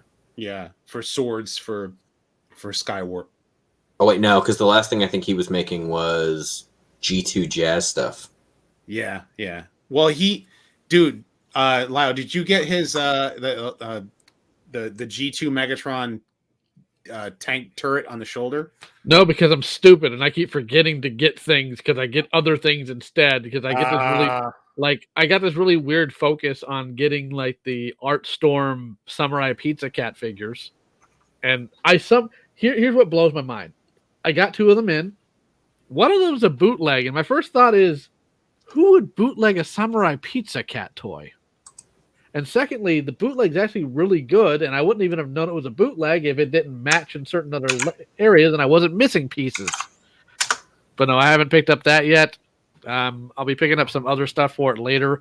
I need to actually improve the shelving I have downstairs and get some better shelving, so I can start actually displaying a lot of the newer stuff I have because I am out of room. This figure, pretty cool. I gotta learn how to transform him. Love it. I love the Studio Series. Like 86 line has been Larkin, for the most part. Did do the swords. I just in the private chat on the side, I just gave you the Etsy link to Larkin's page. I see that. And yeah, I actually love that Sharkticon. It's fantastic. Yeah. Oh yeah. I have two of them. I got the second one because this one has that eye scratch and I'm going to break his teeth. But I have so many of the other little ones that I have an entire horde of them. Thank you. So I'm going to go back and I'm going to start reading some of these comments. And if you guys want me to still show off that video again, if you guys are anyone still tuning in, any super chats will get my wonderful kids singing Transformers. I will go back and play that for the next super chat. So I heard Kingdom Blaster is popping up in Walmart on the East Coast. I've heard he is in Virginia. I'm in Virginia. It's first I've heard of it. Yes. So go to your local Walmarts, go to your local wherever and find Blaster. I have him on Entertainment Earth's pre-order along with Tigertron. I want Pipes and I want Slammer. I did not pre-order them yet. Yeah, I stopped actively toy hunting because it just became a pain in the butt not finding anything and then wasting all that time and fuel. Let's see. IDW kind of shafted a good chunk of characters. Yeah, I kind of agree with that. Then again, every continuity has its time where they try to bring in a character and they don't necessarily know what to do with that particular character. So, yep. Will your Transformers show a Vector Prime voiced by Richard Newman? And I gave Fire Brothers an intro idea. Okay. Beast Wars is really good. Yes, Beast Wars has always been good. The animation was great for its time. Yep. And it's a great show. I still agree with that. Dreamwave did a better job. They did a lot of awesome stuff expanding mythos on particular characters. Not every character. There are some characters that didn't. Hey Snoke. Characters they propped up and personality switched up. There was a lot of characters that have been doing that lately. Favorite Kingdom Beast Wars, particularly for Beast Wars, right? I love that Dinobot figure. Mm-hmm. Like, that's the thing. Like, I love, like I'm looking at this and I'm like, this guy's going in the bin, and I love the Beast Wars figure. I mean, for Dinobot, love the figure. Opinions on Transformers animated. I like the show. I rank G1 higher. I rank Beast Wars higher, but animated was good. I don't think it's the best Transformers cartoon since sliced bread, and I think the animation style is good for what it was. But I don't like the designs on some of the faces on robots, and sometimes a little too. I also didn't like when they transformed it. They cheated a lot. There was a lot of cheating in the transformation. Last time I talked publicly about animated, I made a whole bunch of people on Twitter really angry. I'm honest. I hate the show. Like, here's the thing. Like, you sometimes when here's a problem, Lyle. You have a tendency to say things in a way that pisses people off, even if it's well-meaning. Trust me, I know. Yeah, you just have a tendency to do that. G1 Marvel Comics Galvatron was an absolute force of nature. Yes, he was. Yes, the live stream is still going there, Fire Brothers. And my brother couldn't be here today because he spent too much time playing League of Legends. Yeah, bully him. Sorry. I would actually ask the idea of Transformers. What if similar to Mark? I don't know. I don't know. I kind of like the idea of what if. I would like to see a Nautica figure, and I would like to see her in maybe a cartoon somewhere. You know, you can add her to a boat team. Mirage looks good, but way to mount the shoulder rocket, is steering it away. That's the thing he needs. He needs something to mount, and they make third-party add-on kits for the shoulder cannon. So there is stuff that's out there. Love Maximal Grimlock. I maybe I need to mess with him more. Like I need to. I open these figures and I'm just, this is my initial thoughts. So it's not like I may change my opinion later, but this is just like, like this one could be better. Really like this one. Don't like that one. Like you know what I mean. Like so it's like maybe I'll mess with them later and I'll see if they're any better. That's what they did. They went with that particular IDW Beast Wars with Grimlock. Never had the original Beast Wars 2 Maximal Grimlock figure, so okay. So I'm just gonna scroll down a little further because man, I missed a lot. Fire Talks, you did it on purpose because you wanted to see the kids. So all right, here we Transformers, more than meets the eye.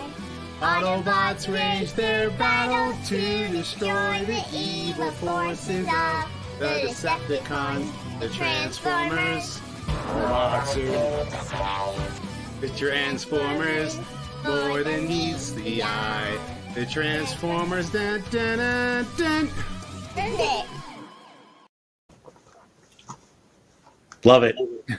Still love it. Fire make sure you get to play it one more time tonight. So, he's been reading the G1 Marvel comics. They are kind of dark.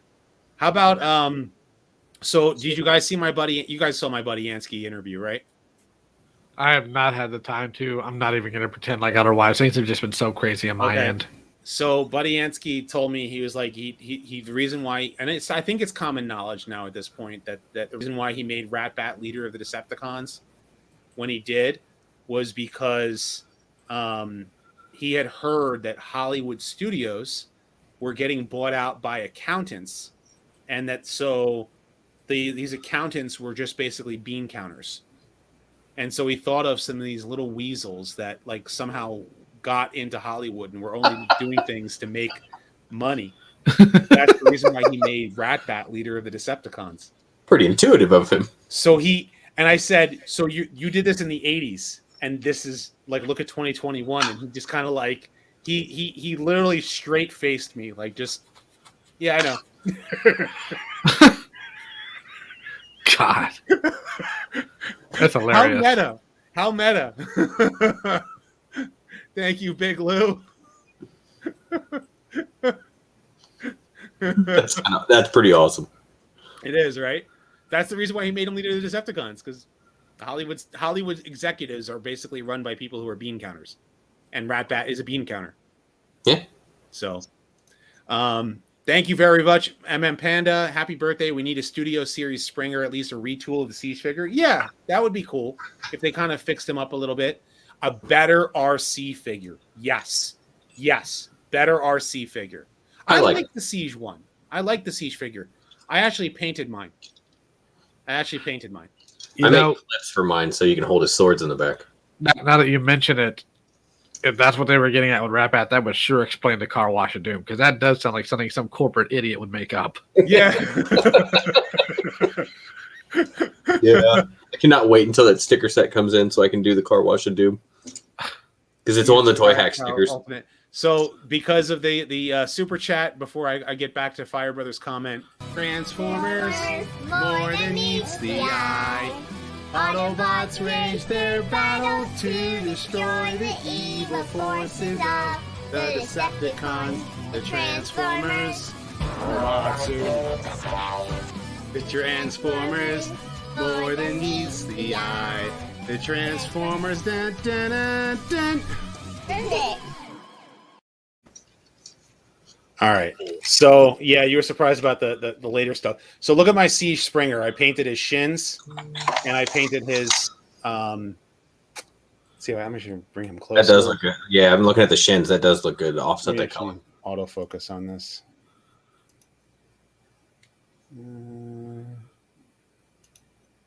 There we go. There you go. Nice. I painted the back too, so it's a darker green. So he's clean, and it's a clear back Autobot symbol. So nice. No battle damage.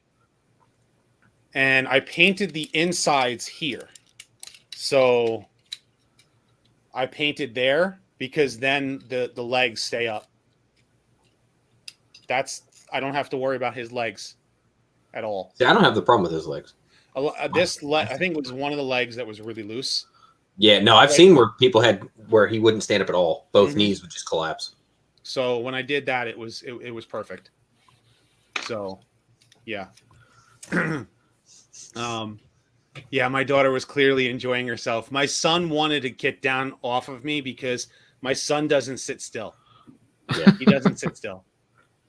He is a bull in a china shop. Like, he'll run and just knock stuff over. He'll like go to reach for a toy and and then knock 4 or 5 other things over. And yeah, it's fun times. Thank you very much, Jack. I only have 15. Okay. Thank you very much, Jack. I have met Jack now twice. Once at New York Comic Con with his family, and I also met his family again at TFCon. So it was cool seeing you. Happy birthday. Thank you very much. What was the very first Transformer I owned was G1 Bumblebee, G1 Cliffjumper, and G1 Starscream. Those were my first, and that was back in '84. So I think the very first one that was given to me was G1 Preceptor. Okay. Which is why I'm so excited about the Studio 86. Oh, yeah. 86. Yeah, I could see that. Like, and he's got the tank mode too. So yeah, and they're calling it a tank for the first time because when it was in G1, it was called a mobile laboratory. Yeah. Mode. But the Diaclone toy actually listed it as a tank. So I mean, it's silly, Mm-hmm. but as long as it's got it. Speaking of Diaclone, like a few months ago, it surfaced the original concept art for Convoy for Diaclone, and we see how it completely differed to what was released.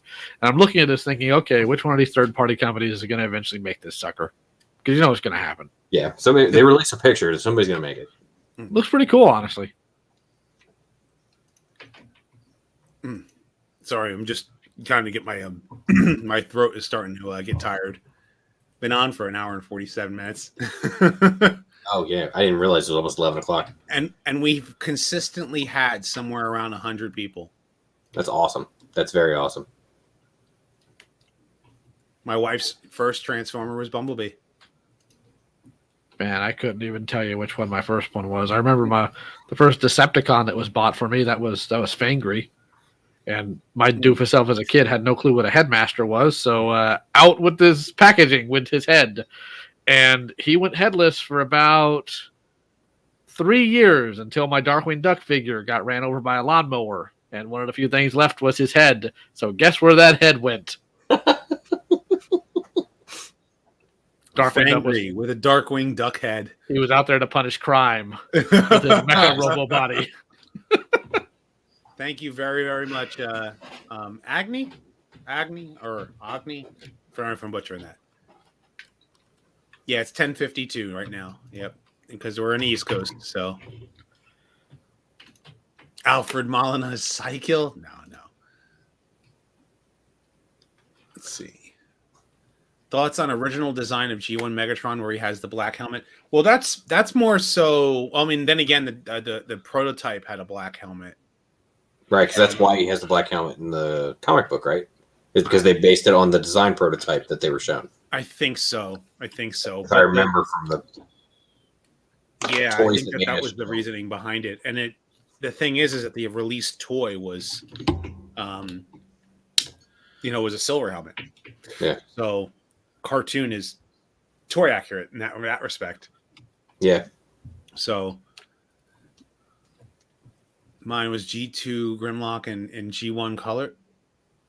Oh, the first initial set of G2 Dinobots were actually G1 colored. Yep, and then they changed them to goofy colors. I only got them. I have a red Slag and a red Snarl and a blue Grimlock. But which blue Grimlock? There were two. The lighter blue. Ooh, you're sitting on some money then. Am I? He's beat up, but they care not. Okay. They simply want the pretty blue. Okay. Because it's not the darker blue. I guess is the more common one. More common one. It's the one I have. It's the one I got when I was a kid too. Okay. I think that's the one you see all the knockoffs of too.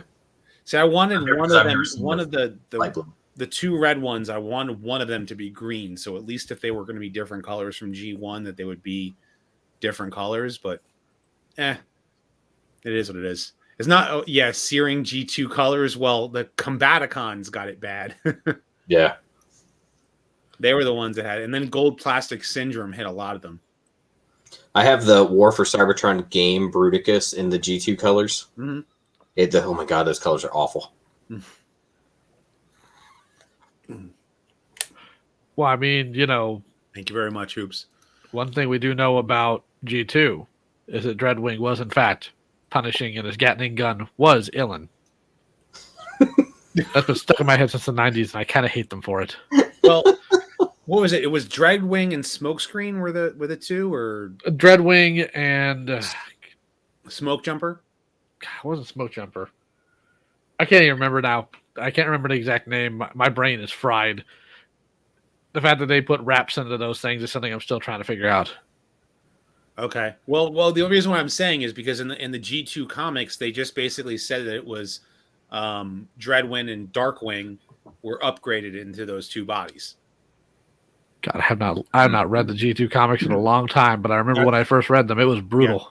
So the G2 comics actually did that. They made that canon that, it was Dreadwing and Smokescreen. Whereas I'm still trying to figure out why they gave Starscream that tongue. Oh, the colors you're talking about, or like in the G2, that weird tongue. It's like just out of, he's not even doing it. He's just sitting there with his tongue hanging, and I'm like, why? I think the artist must have been like having a ball. I don't know. Got Bunze try and complete almost impassable. Wow. And then you got Bludgeon, the master of Metallicato. I can't even remember the last actual G2, or not G2, the last actual vintage G1 figure I bought. Like, this is a vintage one. I bought, of course, the reissue Blaster. He's cool. I like him. But I'll make Elites feel better. Because Elites has been waiting for me to release this file forever. Oh, so see if I can. What is it? It's a what is it? A bull guard, or brush guard, whatever you want to call it, for the Earthrise Prime. I'd have to transform one real fast, but basically not in robot mode, but it clips on in truck mode. And Elites has been asking me when I'm going to release this thing for about a month.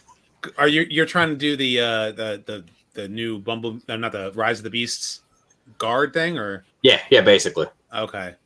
It looks good when it's done. It's just I haven't finished the pegs that connect it to the truck. that movie's going to suck. The movie's going to be awful, but we're going to watch it anyway. We're Transformers fans, aren't we? Yep. And we're going to watch it, and we're going to tear it apart. Yep. Oh, so I'm going to give you guys, since this is, I am going to give you guys my reasoning why I have not and will not even give it the opportunity that people think that I should give it. And this is not to be, this is going to be the only negative portion of my video, of my live stream. And that's going to be Cowboy Bebop on Netflix. Don't talk about it. Don't talk about it. This is how I'm gonna not talk about it by talking about it. You'll see how I talk about it. So imagine you're in college and you go to a hibachi steakhouse, and the food is amazing. The chefs are awesome. The wait staff is awesome. All of the people there are awesome. Every time you go, it's authentic. You have all of these people who are like directly right off the boat from Japan, and they like the one guy, and there actually was one that I used to go to. He used to make sure that we all drank sake bombs when we went. Sake bombs! It was great. It was awesome. It was awesome. It was fun times. So 20 years later, you've now moved on with your life, and now they're opening up another restaurant that is the same name. Let's say it was, because the one that, Shogun Hibachi was the place that I'm actually referring to. It is a real life actual hibachi place I used to go to back in college. And they open up another hibachi steakhouse named Shogun Hibachi. And you go there, and not a single person there is Asian. And the food is awful, and it's rancid. And you take that first bite. You just take a bite. And you go, I'm not eating the rest. And you walk away. Now you tell everybody. Now all your friends, they say, yeah, that place was awful. You mention that place online, and everybody starts coming after you. Like you're some sort of use whatever acronym you want and an IST at the end. And a PHOB at the end. And they start calling you these kind of names. But you've already tasted a bite. You should have eaten the entire meal. How can you say that this is not good? This is good hibachi. You needed to eat the entire meal. I took a bite. The food was bad. The wait staff was rude. The place looked nice on the outside, but the food was awful, and the wait staff was terrible. And I walked away, and I'm never going to eat the rest of the food, and I will never go there again. That's my thoughts on Cowboy Bebop on Netflix. I think I took a bite, and then I came back and I tried another bite, and I might have gotten like 2/3 of the way through the plate, and I just could not do it anymore. So that first plate, that was enough. I wouldn't go back to that restaurant. Yeah, that's it. That's exactly it. I mean, I just drive by and see all the rats running out of the kitchen and decide not to even stop. This is actually kind of funny because it's actually a true story. What you see is you drive by the back of the place and you see the staff getting all of their vegetables from the dumpster of the grocery store next door. And then you go, no, I'm not going to eat there anymore. Yeah. Correct. Yeah. And to be fair, I wasn't the hugest fan of the original show. I watched some of it, but it never really sucked me in like some other early American anime did. But I also got into anime back with Beast. My dad. Like My dad just watched the anime. Messed up things. Loves like he was telling me how he actually really enjoyed the anime. Mm-hmm. And he what's it called? Then he watched I think the first episode of the live action, and he said don't watch the rest. I only saw clips.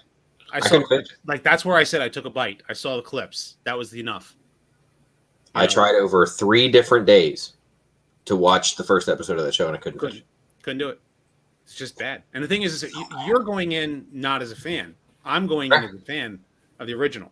So I'm going in as I've watched thousands of movies and TV shows in my life, and I know when I'm just not going to like a series, and I'm not going to like it. Yeah. Where the difference being like, go watch the first 10 minutes of Arcane, and then look up and see that you finished the season that night. Did you watch Arcane, Lyle? Nope, because I have absolutely no interest in League of Legends. Me neither. Watch Arcane. I don't. My biggest flaw when it comes to this type of stuff is I just don't have the time to watch everything. I have people wanting me to watch Amphibian, The Owl House, Arcane.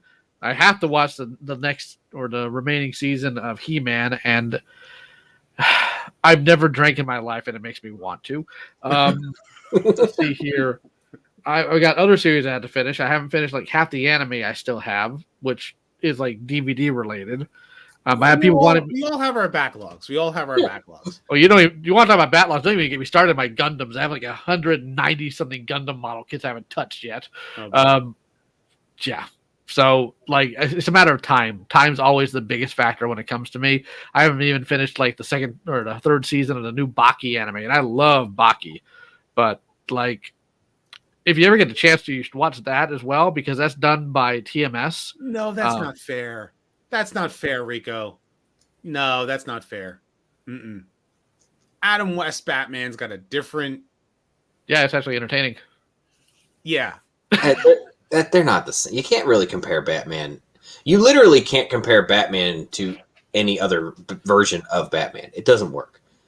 Batman is one of those weird, properties that you can come out with 3 seasons of a show and ignore it if you want to, and not. You could have 4 different versions of Batman playing on TV at the same time, straight up shows, and most people would enjoy watching all of them. Yeah, the Adam West Batman, number 1, it was good. Number 2, it didn't have like an overinflated sense of self. It knew exactly what it was and just owned it. Like Adam West Batman was fun. Yes. It fit with the times. It was fun for everybody but Burt Ward. the what was it? My mom has met animated Batman in Batman costume. Nice. What was it like? The animated Batman was game changing. I do intend to do some combiner teams sometime in the future.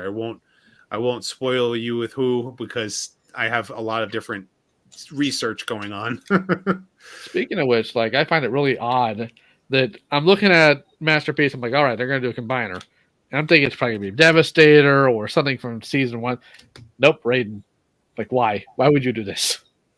Japan. Yeah, but usually you would assume they'd use a mold. Their market. They usually use a mold that they could like use a couple more times. Like, what are you going to do with him? Like, just do evil Raiden? So Raiden, though, because I'm not as familiar, but Raiden's only 3 trains, right? 6. Oh, it is 6. Okay, never mind. Yeah. I was going to get it if it was 3, but if it's 6, no. Yeah, it's $200 a piece. Yeah. Well, if it was 3 of them at $200 a piece, because for some reason in my brain, I think I'm thinking of this knockoff Thomas the Train combiner that I have. I'm thinking it's 3 trains, but if it's 6 trains, they hell no. Yeah, it's 6 trains, and they're all Japanese names. So like, trying to remember them if you're, I have a difficult time remembering their names specifically. It's like Gotcha. Saizen, Shuki. Gosh, see, Rail Racer, I had an easier time because it was, Rail Racer is the 3. Okay. That's the 3 that you're. He's so cool. I love that figure. Rail Racer. Yeah, I love it. It's I fantastic. still have mine. And then JRX is actually a better figure from what I've heard. I can't even remember which one I have. You'll know which one you have because the windows on the trains are clear and not molded plastic with the rest of the toy. The American version actually altered it for cost cutting. Yeah, that was such a good toy line. That's what's incredible is that imagine that they did a lot of cost cutting on the American versions of those toys, and yet you didn't know. Sword of Fury. And Robots in Disguise is very different from Car Robots too. Like, not very different. There is like sequences that are altered in order to fit within the confines of a Fox Kids Saturday morning cartoon, and then needing to make sure the dubbing lined up with the dialogue. So, but yeah. Am I the only one who thinks Swoop is better in red? I prefer him in blue. I do. I prefer him in blue. I like that one different Dinobot. Yeah. It's just kind of cool. But I like the idea that you can have either or. Yeah. If you like, in other words, somebody, if they really wanted one, they can get a red one and they can get a blue one. Prefer the blue one to be more mainline. What is your favorite original G1 toys back during your childhood? Plural would be, of course, with that. I mean, I loved the Hot Rod and Rodimus Prime toy. Had a lot of fun with Optimus. Everyone had fun with Optimus. Metroplex, Trypticon, Cyclonus, Ultra Magnus, Jetfire. Is yours a plastic tire or rubber tire? Plastic. Yeah, mine's a plastic tire. I gotta clean it up. Somebody took paint to it, and I gotta get a new spoiler for it. Okay. The Hot Rod toy compared to the Rodimus toy is just the perfect summation of growing up, because when you're young, you're flexible, you're able to move fast. You get older, all your joints stop working, you got all this baggage behind you, and your face loses any joy. Hey, I still have joy, even though I'm 40 years old, okay? I turned 40 today. God, that's that face. That face on him just looks like, I have seen everything terrible in this world, and I'm no longer afraid to die. So, funny thing I noticed about this one, somebody took black paint to him to try to highlight him, but I swear his eyes, the way they painted the blue on his eyes, it just looks like he's got bags under his eyes. What do you use to remove the paint? This I figured out is just regular paint, so I was just using a wet paper towel. Okay, because I've actually been keyed in on a way to remove like mass amounts of paint. If you got like a really botched job that you bought from somebody else, or you find a toy that you worked on when you were like 15, like I've done. Toy Polloi gave me a really good recommendation. You take like 40 brake cleaner and you let it soak for like an hour. Alcohol works really well sometimes too, but like this will clean it completely off and all but slough off. But don't leave it in for more than a couple hours, because I did that with a SWAT Cat figure, and now it's literally just bare plastic. Yeah, and brake cleaner will break down the plastic too. Brake cleaner's some nasty stuff. Well, I didn't use brake cleaner; it's the brake fluid. Or brake fluid, I mean. Because brake fluid itself is kind of caustic too.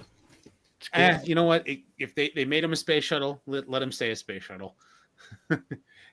He can mass shift, and they took advantage of it in season 3. That's a really interesting thing, is that people keep making shots at the Combaticons because one of those space shuttles. Like, dude, have you looked at the Dinobots? Everybody wants them to be combiners. Those dinosaurs are completely different sizes. Yeah. Especially Sludge. Sludge would be the largest, wouldn't he? Yeah. Oh, without question. Yeah. And this is the thing that blows people's minds. If we go by like what we know of science right now, we're closer to the T-Rex than the T-Rex was the Stegosaur. Yeah. Completely different time periods. It's amazing. Okay. That's one of the reasons why I like the cartoon origin the best. Because they just build them because dinosaurs are cool, and that's just awesome. Like, talking about the perfect G1 toy, my favorite like G1 toy has always been like Grimlock, because how can you go wrong? He is a giant robot. He is a dinosaur that's a giant robot. He has this massive sword, and he breathes fire. There is nothing about this that is not cool. Yep. I adore that Studio Series 86 Grimlock. Oh, he's great. He's so much fun. That Except is for the lack of front teeth. Great figure. Thank He's you, Shinobi. Shinobi, I always see, commenting, even whether we agree or don't agree on stuff. Good person, great person. Absolutely, he's in my stream pretty often too. And draws really well too. Yes, he does. I like Slag, but there's certain things about Slag that are not as good as that Grimlock. But that Grimlock figure is no, the Grimlock is pretty much perfect. But he's a lot of fun. I was very excited to see. I was worried that this was going to be too small, and I was so excited to see that it lined right up as far as size was. He's got his issues, but this was the only Dinobot I had when I was a kid. So, I can actually answer the question you just pulled up there a minute ago, Rodimus. Was what was that? The Masterpiece Unicron? Yeah. To answer that question, Jupiter. It's the G1 Unicron 1-to-1 would be the size of Jupiter. So like the Masterpiece toy scale versus like us, it'd be so pointless to even try to make that shift. He'd be the size of Jupiter. Inferno was a great toy in G1 too. Inferno was a great toy, like solid. Like it's just a solid. I mean that's the Kingdom one, right? Yeah. It just happened to be sitting right here. But specifically like back in G1, that G1 Inferno was a great solid figure. And you know something? Back in G1, a lot of the Transformers didn't have legs. That they had legs in robot mode, but they were immobile. Right. But when you really thought about it, that was massive in engineering. But the legs back then were we didn't need the legs to move. Think about it. When we were playing with Transformers figures, how often were we trying to get them into these dynamic poses where they're in this like awesome, like ready to go pose like this? No. You had the robot. He held on to his gun. If you didn't lose it. As long as you had it. And if the elbow bent so that you can aim the gun, all you did. That's all you did. And you shot at them, and you had them fire at each other. Yeah, that's how we used to play with them. Like we didn't need this to be separated. No. I mean, that was we had our limitations, but we made best of our limitations that we had with the toys that we had. Well, more often than not. I mean, there's still some Transformers that a little bit too limited. I'm looking at you, Broadside. You worry me very much so. What is wrong with you? Why are people paying almost $200 for that guy? I don't know. They need. I have the Titan. The Zakara Legends one. Oh, I had the one from the multi-pack. I mean, he's cool, but at the same time, like the G1 one, like I bought him years ago. And like I have to put his weapons on both the top part of his fist and the bottom to make him hold all of them. I'm not afraid to admit I have a knockoff broadside G1 broadside. The one remember when they had those knockoff kits that you can buy, and they came with different combiner limbs and different triple changers and stuff. I kept the broadside, and he's actually in my G1 bin because I never got a G1 broadside. Well, I'm gonna go cancel you on Twitter. I'll be right back. Oh yeah.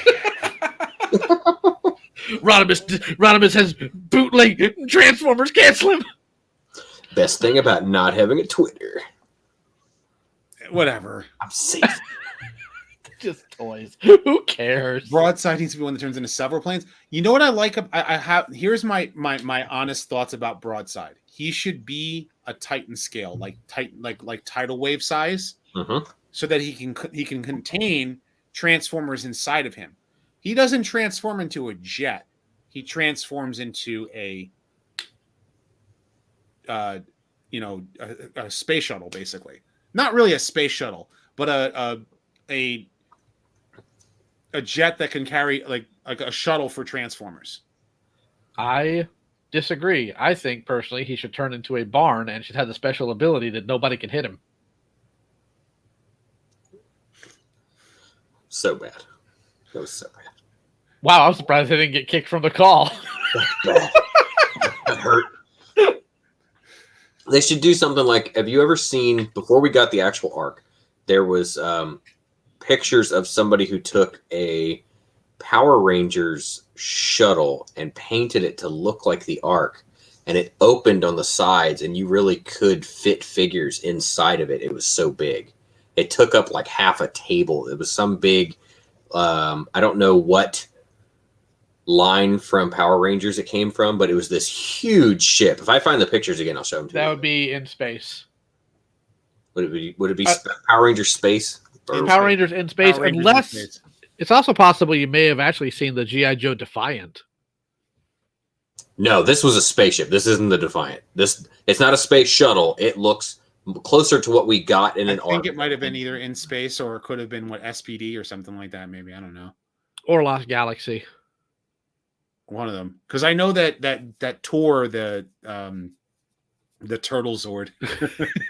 I used him as a step stool when I was younger. Dude, do you know his backstory in Die Ranger? He's an actual, like, he was always a turtle, but he became a human being, and he was alive, and then he gets literally turned into the giant Turtle Zord. We need to have a talk with Japan sometime. What's wrong with these people? There's the link to the arc I'm talking about. Let's see here.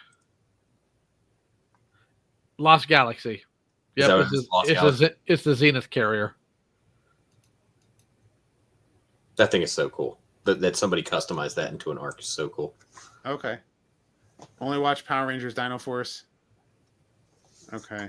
I love Die Ranger though, particularly. Like, that was by far my favorite Sentai series, and I was disappointed that it was not adapted properly into season 2 of Mighty Morphin Power Rangers.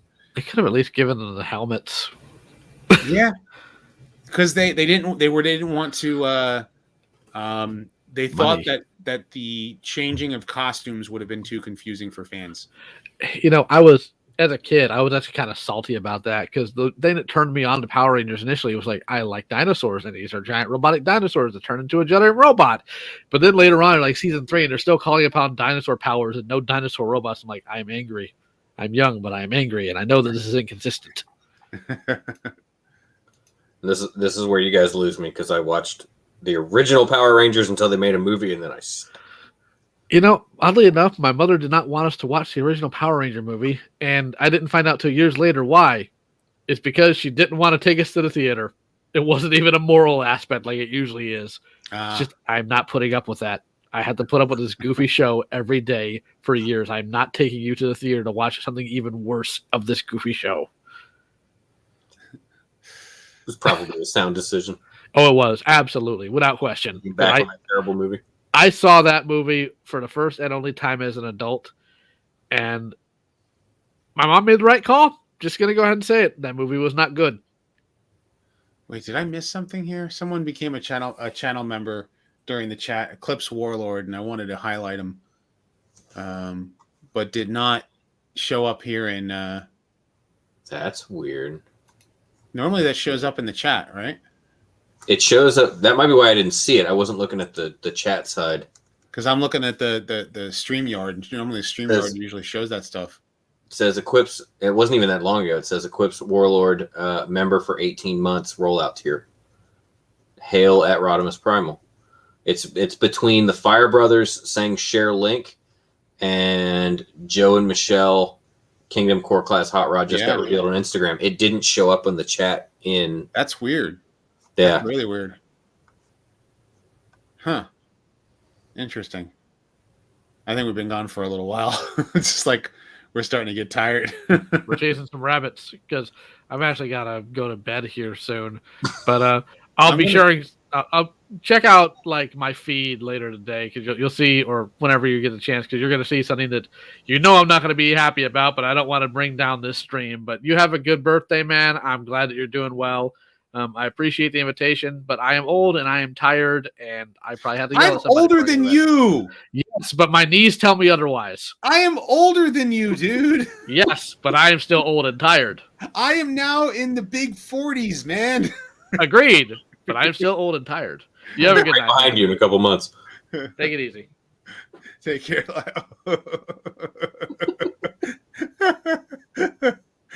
You're only old when you feel old, and I he know, just right? feels ancient. That's the thing. I'm going to say this to everybody. Like, there are some people here, you know, like, it doesn't matter. Who cares? I'm in my 40s. I'm still a Transformers fan. I'm still a super nerd. I can still enjoy Transformers. Dude, we were at TFCon. How many people were like there? Were like that 18 years old, and we're hanging out with them, playing Transformers. Like, they're all in the lobby. Like, they were there with their families. There were tons of people there that were kids there with their parents. There was teenagers there with their older siblings. There was grandparents there by themselves because they wanted to be there. No, it doesn't have an age. These things do not have an age. I will absolutely light our darkest hour with my kids. You guys ready for this one? Transformers. Autobots rage their battle to destroy the evil force and die. So the sons from the Transformers are to The Transformers more than the eye. The Transformers.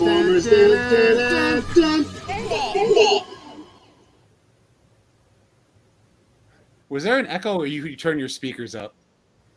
No, I thought it auto-muted. Oh, you know what it is? I think I accidentally unmuted for a second towards the end. So it might have echoed for a second. Okay. Gotcha. Yeah. It because I think I heard an echo, but that's okay. It's all good. Sorry about that. Yeah. Like, every time I got a super chat tonight, I was hitting them up with that because it was a lot of fun to do that. Gotta get the kids the screen time, man. Oh yeah. And they love it. They love being part of Daddy's, adventures.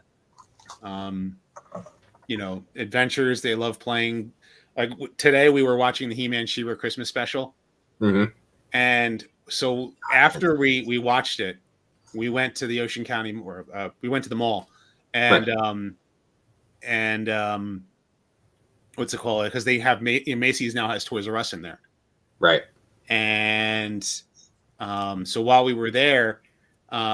My daughter is sitting there going, I am not nice, I am not kind, I am not wonderful. And I say, don't quote Skeletor.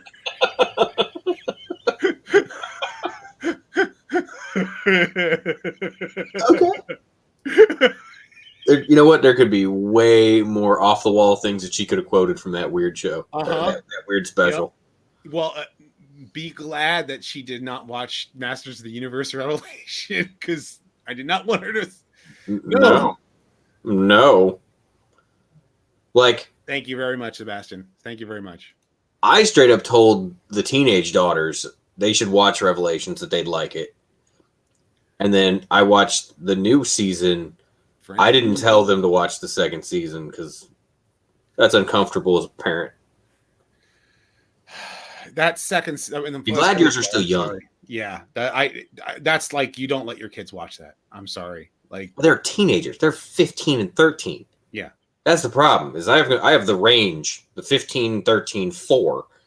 Be glad yours are still young. Yeah. Mm-hmm. You know, when they're teenagers and they watch this stuff, you can kind of explain, like, you don't, when they're 5 and 3. Yeah. When they're 5 and 3, it's like, I'm going to skip that episode. But yeah, they you know what's coming. So whenever we're watching the intro to Masters of the Universe, or He-Man the Masters of the Universe, and He-Man comes up to the screen, my son literally goes, Pah! like he like literally like throws his fist out. I love it. Nice. So it's fun to watch them enjoy the stuff that we grew up with as kids. Have they watched the new kid version? The fun. The silly one. It's not silly, but it's definitely like a kid's cartoon. It's something. I the only reason why I haven't is because my kids have if there's more than one version of a character or a show, they like, I don't know. It's kind of hard. It's confusing to them sometimes. Yeah. Why is there one like we're watching, like my kids are watching the new Spidey and His Amazing Friends. Yeah. And it has the Miles Morales and the Gwen Stacy, which personally I think that Gwen Stacy should have stayed dead. Like that was one of the greatest storylines of all time that helped Spider-Man grow up. Yeah. But yeah, you know what? Gwen has her fans, I guess. But anyway, but they love the show. That's fine. But there's a female Doc Ock in there. So I haven't seen it yet. So there's a female Doc Ock. So we go back and we watch the 90s Spider-Man cartoon. Mm-hmm. And the episodes with Doc Ock show up. Oh, why is Doc Ock, why is there a girl, why does our show have a girl Doc Ock? And I have to explain to them, well, the current Doc Ock is using the arms. Oh, okay. At least that makes that sense. Yeah, that makes I can say sense. She used, like, the original Doc Ock used to be a guy, and now someone else has the arms. So wait, are they using the Spider-Verse Doc Ock female version, or is it a completely different one? I think so. Okay. Yeah, and you know what? It's the show is like, the only thing is, to me, Spidey and His Amazing Friends feels like Tom and Jerry kids or Looney Tunes kids or Muppet Babies, where the real show is the adult version. Yeah, that makes sense. And so that's where I can look at it with whatever, like, it doesn't bother me kind of thing. Like, yeah, that one wouldn't bother me as much. Yeah, that one's not as weird as what they did with Revelations to us. Like, I didn't mind that there was a female Doc Ock in Into the Spider-Verse. Everything should have been flipped. There are other female Doc Ock. Yeah, he's right. I think if I remember correctly, the other female Doc Ock was during Ben Reilly's run as Spider-Man, when, like, after the clones, like the clone saga was like turned into Ben Reilly becoming Spider-Man. Yeah. And I think, oh wait, you're not the clone. What's that? Oh wait, you're not the clone. Sorry, you've been living on the streets for like 10 years. Right. And then all of a sudden it's like, no, wait, you're it ended up turning out that Ben Reilly was a clone. Yeah. That was the only, and the reason, I think you saw my buddy Ansky, interview. The whole reason for that was because Mary Jane got pregnant. And so then they flipped that to turn it into the, it's like, that's what made it a mess. Yeah, there were lots of messes. That's the one weird thing about, if you really think about the history of a long run comic book, where it changes artists so many times and it changes direction so many times.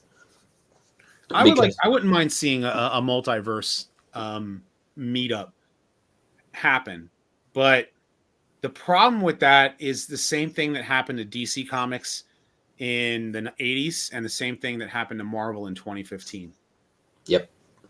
And that is that because characters from other universes end up crossing over, their origins get skewed. Look at the game they did when they ruined the War for Cybertron games by mixing it with the Bayverse universe, and they tried to make that game work. Yeah. And there's no games after that one. Right. Either of those two lines. Yep. There's a good reason. Then lost the license, and now you can't even, like, unless you have the physical copy, you can't purchase the game. The only reason I still have it on the PlayStation 3 is because it's downloaded.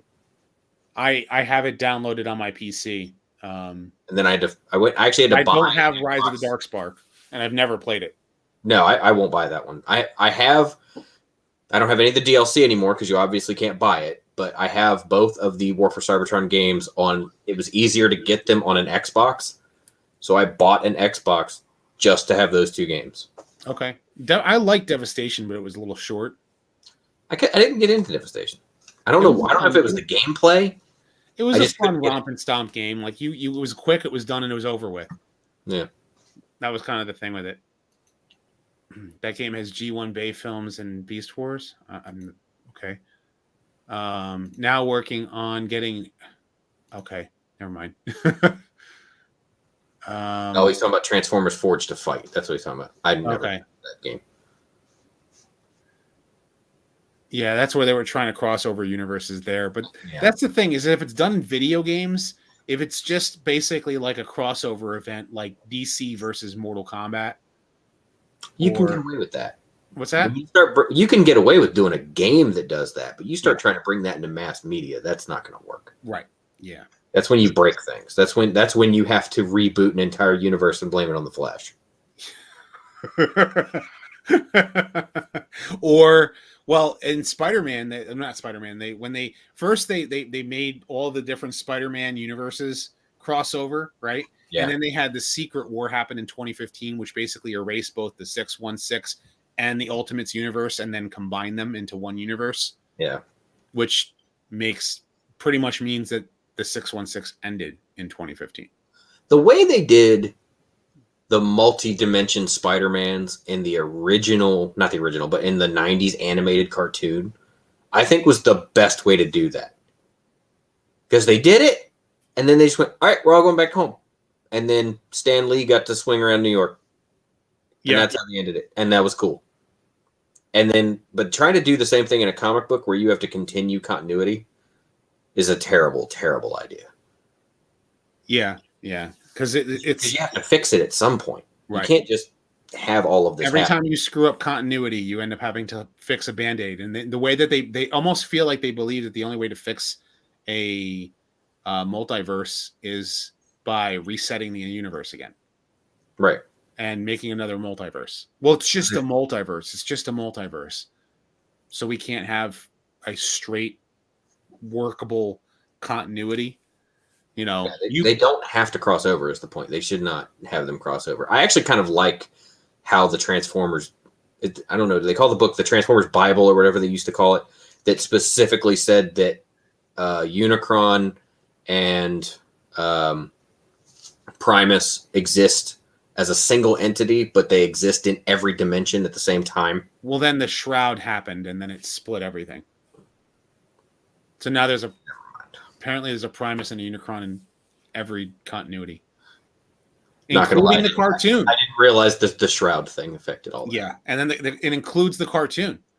The cartoon actually, Vector Sigma is a component of Primus, and Primacron, merely according to Controverse, which is something that in Japanese continuity, explained that Primacron did not create Unicron. He gave a non-answer, but the answer, if you read further into it, it would make more sense. He said, you don't create fire, you start a fire. And Wheeljack went, oh. And basically what it means is that he flipped the switch that activated what made knock my microphone over. What made Unicron actually have a body. So Unicron was trapped in an asteroid, and he was going to turn his body into the first Transformer, just like the Marvel Comics. Well, what Primacron did was flip the switch that helped the body turn into a Transformer. Kind of thing. And now he's the Earth. Well, that's in Prime continuity. And in the Bayverse. Those two continuities. Those two continuities. Stupid. But yeah, G1 continuity. So so Primacron helped, right? Unicron have a robot mode. So that's why you can accept Call of the Primitives origin of Unicron to be a what's the word I'm looking for? A summary of events that doesn't tell you the full picture. And the same thing with the Quintessons creating the Transformers, is that there's both Primus and the Quintessons exist in G1 cartoon. Unicron as the as the eating everything exists. So, but then again, they try to shatter the eating of these universes and switching over to the next universe Yeah. This is when you get all convoluted, and you got to blame the Flash. Yep. And shattered glass, the Earth. Also, I'm not sure. I'm not as deep into shattered glass lore. Yeah, me neither. I like the new figures, but that's about it. Yeah. Like the lore is kind of. I think it's the fact that it is a dark mirror universe that I don't feel like I don't want to explore more. There are some people who are really into it, but it's just kind of like I was like, yeah, it's kind of cool, but like, hey, it's cool. The dark mirror comes in, but that's about it. Some of the things that I have read, which is more like synopsis things here and there, Right, does make it sound interesting in that, like, if you take the most noble character that you have in Optimus Prime, and instead of just making him evil, you literally make him a sadistic psycho. yeah.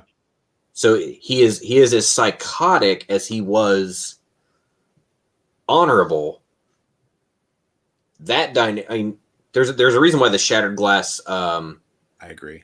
Ultra Magnus face looks like he does, is because he said something that Optimus didn't like, and he ripped his face off. Yeah. That's interesting. Yeah. I like the figures is why I'm looking at all that stuff. Like, I mean, right. Generally the story on that one, when you start going to that, it's the same problem. Is, okay, when are you going to blame the Flash and have to reset this? But those figures are, those color schemes. It is a mirror universe. That's all that it is. It's just a mirror universe. Like, it is created as a reflection. That's all that it is. Like, it's the same thing as Dark Mirror. Like, imagine an evil version of you exists in another reality, and it's a what if. That's Shattered Glass remains as a what if. Is it cool storytelling? Sure, yeah. And it's got its fair share of fans. There are people who love it. I will never be one of those people who is like an all authority of Transformers that will go out of his way to insult anybody who's a fan of Shattered Glass. I won't insult Bayformers fans. No, even if I have a really harsh dislike for much of what that what's within Michael Bay's Transformers films.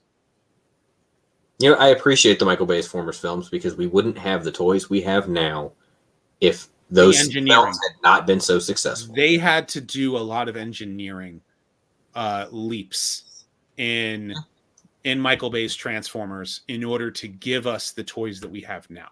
Yep. That's basically how we have to look at it, is that they went out of their way. Evil doesn't. Yeah, I was just reading that Evil Me doesn't. Well, I mean, it also makes it look like 15-year-old me. That's why I don't shave this off. So, but like, that's the thing. Like, I've had my fair share of, like, people are like, oh, well, you love G1. You're a hardcore G1er. Yes, I'm a hardcore G1er, and I would love to have this is G1 and this is the Transformers universe. But I think people really like other stuff, and I like the fact that it opens the door for them to be able to get into G1. Yeah, I mean, I think I like IDW more than most of our little group of people does. I actually really enjoyed the comic books; they were pretty good. Even some of the more odd choices that they made. Yeah, but I mean, like you and Jason, you guys you are straight up G1. You've got Deluxe is third party stuff all day long. Kato loves a bit of everything, and that works out perfectly fine. And at no point, if you said like you said, one of your favorite figures is that Rodimus Prime. Yep. It's not one of my favorite figures, but I'm not going to give you crap about it. Yeah. I'm not going to, you're wrong. No, that's your opinion. If you love something, then you love it. Yeah. I love the posability on that figure. Then it was worth $80. Yeah, I love the posability on that figure. I love the fact that he has so much playability with him. I love the fact that you can do a rising. You can get the fingers to move just enough, and still hold the sword up. That you can actually do almost like a Power of Grayskull with the sword. Yeah, love it. Because the fingers will still hold it. That's awesome. So who in the chat right now? If you were not in the chat when the video first started. I showed Fire Talks. You saw this. I'm going to show this to my fans again. Cool. Who saw my custom table? Who has not seen my custom table yet? Go ahead and let me know in the chat. because I'm gonna end the stream with like this because we've been talking for a while and like this has been a great conversation, but because I wanted like to 3 hours. Yeah, it's 2.5 hours. Okay, haven't seen it. Okay. All Yeah, right, I think we're almost on a whole different set of people at this point than we were. Yeah, because we're at like 90 people. So let me get the cord. So again, this is, if you guys remember, I'm going to take him down, my blue streak. No, it's looking at me. Never mind. My blue streak. Right? Remember, this is what I did. I took a smoke screen. What happened was that my original blue streak, because that's the second one that I got that one of my subscribers sent to me. Right. This was the blue streak that was broken when I was transforming it. Yeah, I remember that. Took the parts to create a blue streak out of him. And I call him Silver Streak. So I am turning the leftover parts into Barricade. So there is, I'm turning him into that because I did not get the 2-pack because I already have Punch Counterpunch. But here is Rodimus Prime's head. I have painted the face and I trimmed his chin. Yeah, I'll try to show on mine where you can see the difference of. Yeah, you can see the difference in the dark, like how much brighter. And this protruding past his nose chin has been shaved off on his. Yes, and I also painted the eyes a nice bright blue. My camera won't pick up the eyes, I guarantee it, but I guess it does. But you can tell I'm trying to turn this blue streak and with a smokescreen chest into Barricade. I'm going to take this beat up Siege Barricade. I'm going to take his head. I'm going to take that light bar. I'm going to take those guns. And I'm going to use it on this figure. And oh yeah, these are the upgrade feet for Galvatron. They actually go on my... Oh yeah, I was looking at those today. Yeah. My Kingdom Galvatron. So there's my shelves. You want to take a look? There is, you can see my G2 Megatron over there. Yep. You can see Thundercracker, Skywarp, Starscream. Megatron in gun mode is being held by Starscream, and Shockwave is holding Shockwave. Yes, that's Transmutate. I do not like that figure. I did buy it. I have it wrapped for Christmas, but I did end up buying it just so I'd have all of them. Yeah, and you can see how many Scourge figures I have. Now you got to swap some hands around. I do. And then there's my my shelf there with RC and Lifeline and Hot Rod holding that American flag. And man, that Grimlock is just awesome. No, that Grimlock. I know people have some complaints about like the screws that you can see on the side of his head and shit, but it's so good. Yeah.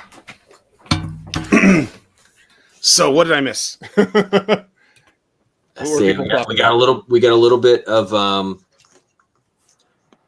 is it okay if I feel a bit jealous since mine looks puny by comparison? Everyone's collection starts off puny. It does. And that's the thing. Like you buy what you want. Mm-hmm. If your collection is small, you buy some as you go. So, it is what it is. Like, I bet you the first 2 years I actually got back into collecting is all sitting. Yeah, it's all sitting on like 4 cubes of those detolfs. And now I think I counted. I need like 8 more detolfs. Wow. Everything else is either up on these big shelves that wrap all the way around and they're doubled, or is in another room in giant totes. Wow. So now I didn't even show you, because first and foremost, what you saw on display is just my Siege stuff. Right. No, I know that you have a lot of stuff that you have toted up. I have, this is more stuff here. You know. Yeah. I got more stuff in that bin. Those bins there. You know, like my and then like that little bin there is the G1 stuff there. There's Robots in Disguise stuff. There's classic stuff. There's Beast Wars stuff. You know, I have a ton of stuff. Like it's just, you know, and then in the closet I have my Brave Maximus, Metroplex, and G1 Triptychon, and you know. Thank you, Troy. You see, because I've never actually shown anybody what's behind the monitors. So I will show you what's behind, if I don't knock my monitors over, this is one of the shelves.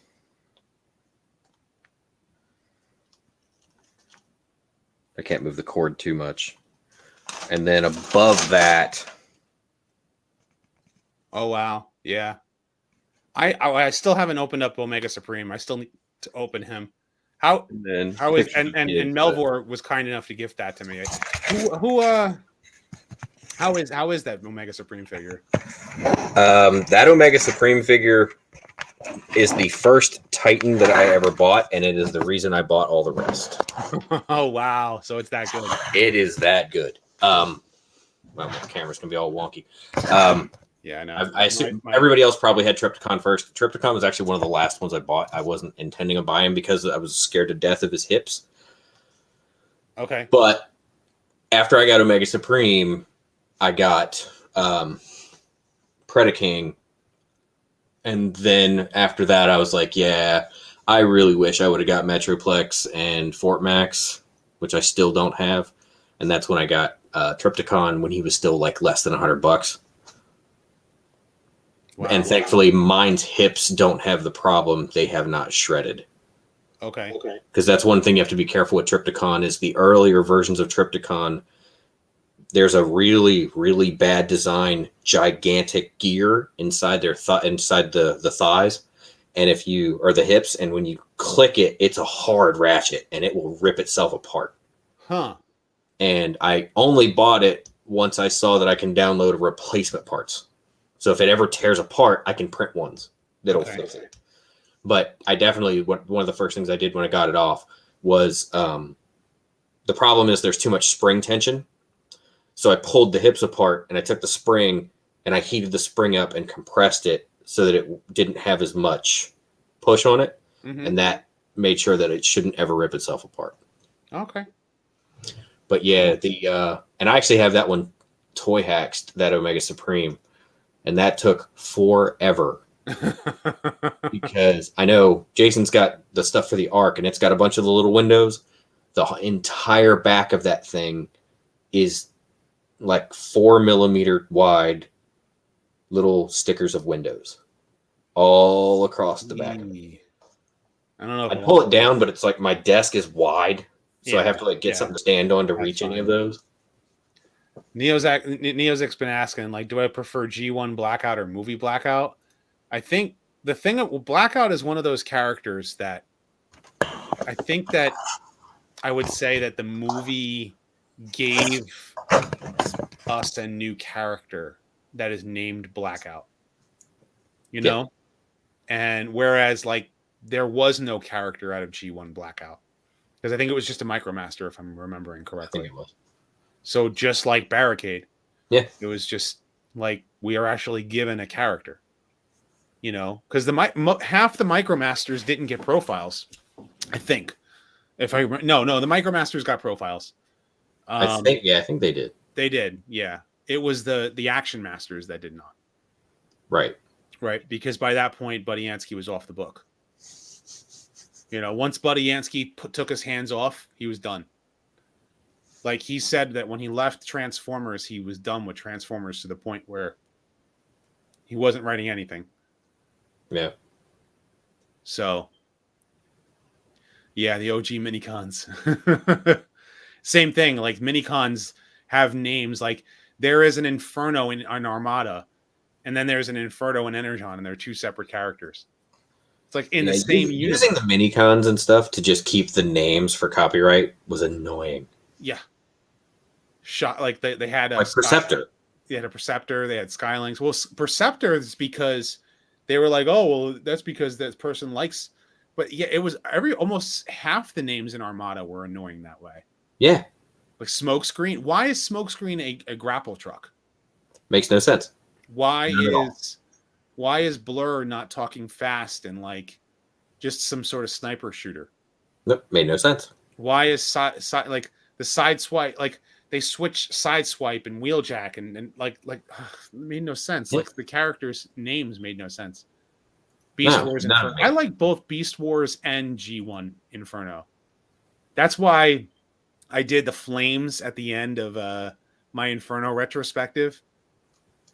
And I had the verses, like it was like I think I used the verses from the Death Battle. Oh yeah. And I used an all flame background, so I had the verses in the middle, so I had the two of them, and then I used scenes from Beast Wars and G1 back and forth, like you will burn, and then it's like I'll put out your fire for good. So if you watch my Red Alert, I mean not my Red Alert, my Inferno retrospective, yeah, I like both Infernos as well. So and then Optimus is like, hit him with everything you got, Inferno. Did you order Artfire? No, I did not. I couldn't justify it. Me neither. I don't know why. I don't even think it's that good of a repaint. Like I couldn't do it. I same thing. Like it's same thing with this Grimlock. I feel like right. I want to like this Grimlock. I want to, but the colors are not doing it for me. It just I think I have 3 different colors of this. Okay. I have this one, I have the orange and blue one, and I have the dark original one. That they did. Yeah. And if they did another color of this, I'd probably buy it. They should not have done that Grimlock like that. I get why they did it, but that Grimlock it was specific to one of the Beast Wars comic books, and not the Beast Wars original toy. And I would have preferred if it was colored more like the original Beast Wars toy. And that's my problem with it. And I'm looking at it and I'm going, I liked the Dinobot figure. I really liked the Dinobot figure. Except for the teeth. We got to do something about those teeth. There's nothing I can do about the Dinobot teeth. I tried. Yeah. That's a whole weird mess that they did with the Dinobot teeth in that because it's so thin. Yeah. You'd almost have to get like thin white pieces of plastic, drill tiny little tidbit holes, and then like super glue.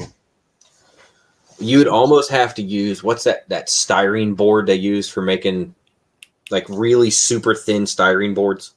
Okay. You'd almost have to use that and cut it with like an X-Acto knife. Okay. Ooh. Yep, 40 years old, F-bomb, that's right. Did I see Transformers the movie in theaters? Yes, I did, and I was not traumatized. I was not traumatized. Instead, I kind of understood, characters got, died and stuff like that. And now Deluxe is starting. And yeah. Deluxe couldn't be bothered to show up. He couldn't be bothered to show up for the stream. He decided to just leave a comment and know he's going to start stuff. Come on now. Come on now. Hey, everybody. I'm going to say that because we all know him as a friend. So he's probably already gone. Watch him show up in like 2 minutes when he gets his camera set up. Be like, what are you talking about? Lies, exactly. He didn't get Prime killed. He tried to help. You were traumatized. See, like the way I looked at it, it's really stunk that Optimus Prime died, but I wanted, the new hero to rise, to take his place. I would have hoped that the new hero would have, and the thing is that I really liked the character of Hot Rod as the movie progressed. I really loved Hot Rod and Cup as the movie progressed. So I saw him become. He needed a moment where jumping in head first. How would I describe this? He needed a moment where jumping in head first gave Megatron the advantage. And Megatron still was the one who killed Optimus Prime. Yep. But he was trying to help, and his help didn't help, unfortunately, because it was inexperience. Yeah. And so Megatron killed Optimus Prime. Some people can argue that it was Prime that monologued too long, which is kind of true.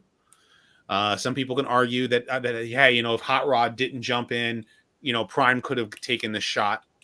That's a what if. I don't think Prime would have taken the shot. That's the thing. I don't know if he would have. He might have. We don't know if he would have given him. He is the stereotypic, not even stereotypical. He is the quintessential good person, and he would have given him he would have tried to give Megatron every opportunity to change and surrender. To surrender. I don't think he would have pulled the trigger. Because he's a good hero. Yeah. And that's the thing. It's like here is the best way you can describe it. A house robber comes in and has his gun.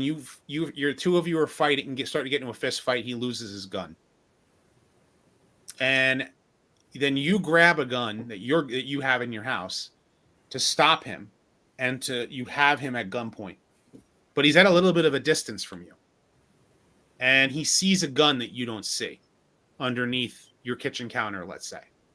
And your wife comes in the back door, not knowing what's going on. And she walks in, and the first thing she does is she sees the robber going to grab the gun, and she tries to stop the robber. And then she's not strong enough to beat the robber. Yep. So the robber puts him in a headlock, puts her in a headlock, and then opens fire on you. Do you blame your wife? Well, the thing is, if you really look at the actual scene in the movie, it's not your wife; it's your teenage son who doesn't know any better. Right. And I'm using wife just because people would be more caring. That's no, I know. It's a teenage son. You're right. It's a teenage son who would jump in helping. head first. Doesn't know any better. Sideswipe did the same type of thing in Plague of Insecticons. Both Sideswipe and Sunstreaker jumped in head first, and Megatron literally picked them up and tossed them like ragdolls. So if Sideswipe and Sunstreaker couldn't beat Megatron, neither could Hot Rod. Now you can argue, well, what about his arm-mounted blasters? You see him going for that gun. Did you notice that when Hot Rod shot his guns, he had to aim? Like, Hot Rod had to take his arm-mounted blasters and then take a second to aim and then shoot. They took too long. Hot Rod's thinking was, I don't care. I have to get in there. And it's irrational. Yeah. But, when you think about it from that perspective, you go, it's really all Megatron. Megatron took the advantage. Yeah, I'm going to argue that we've been fighting about this for how many years now? 30, 40 years now? Over 35 years. And realistically, for the time, the Care Bears movie gave me more nightmares. Do you remember the first Care Bears movie? I don't. It must be in the dark subset of my Oh, it's bad. It's like, if anybody here thinks that watching Optimus Prime die in the Transformers movie was that traumatizing, go watch the original Care Bears movie and tell me that the darkness, the cloud of darkness coming over to destroy humanity, and your teddy bears are saving you, and they're being possessed, like kids are getting possessed by this thing, and it's terrible, terrible. And I want to say those movies only came out a couple years apart. Yeah, Megatron has shrugged off gunfire before. Right. He was a tank before he was a tank. Yep.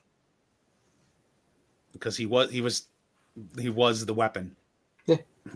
He literally was the weapon. And so, Hot Rod did what he thought was best. And unfortunately, it only delayed the inevitable, because Optimus Prime was going to die whether or not Hot Rod jumped in or not.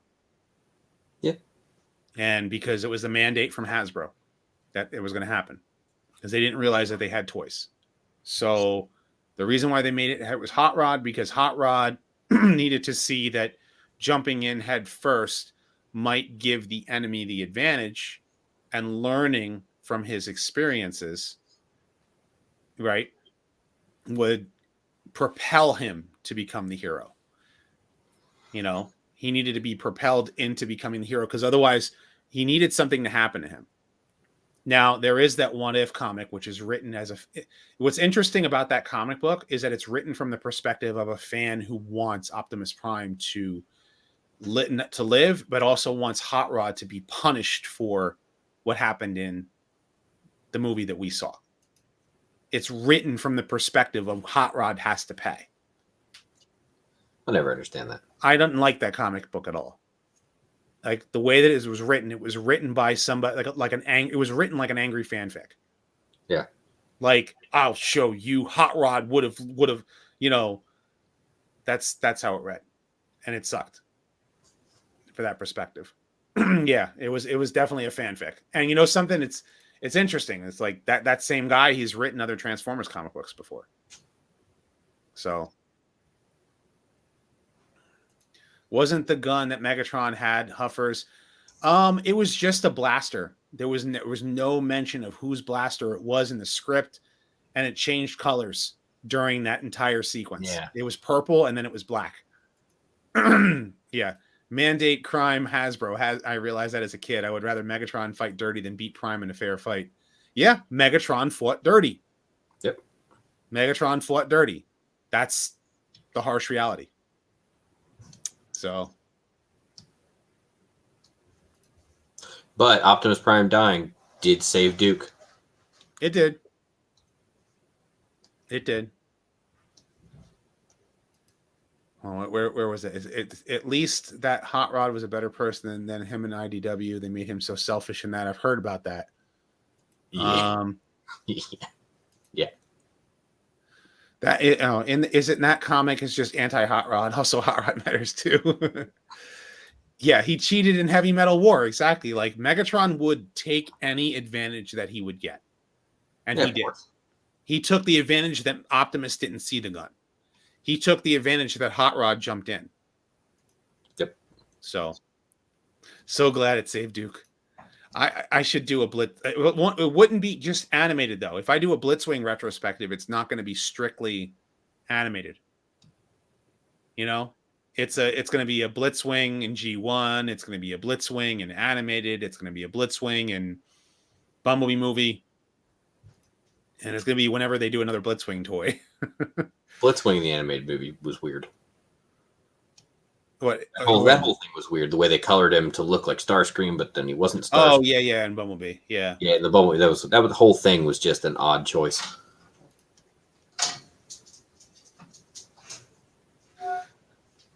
So it is after midnight, and it is tired. I'm tired. My throat is about that time. Trying to sneak past. Yeah, trying to sneak by. Blitzwing even made Galvatron back off in G1. He was super powerful. Did I like the way they brought Optimus back? I made a whole video on it. How did it work? Because it was kind of like really quickly done to try and make it work. So, but I could talk more about this later. We've gone on for a while, and it's been fun. I think people started tapering off in the last half hour. Yeah, people probably get a little tired. I think looking at the YouTube side of things, it looks like there's about 79 people watching now. Yeah. So we're gonna leave it off.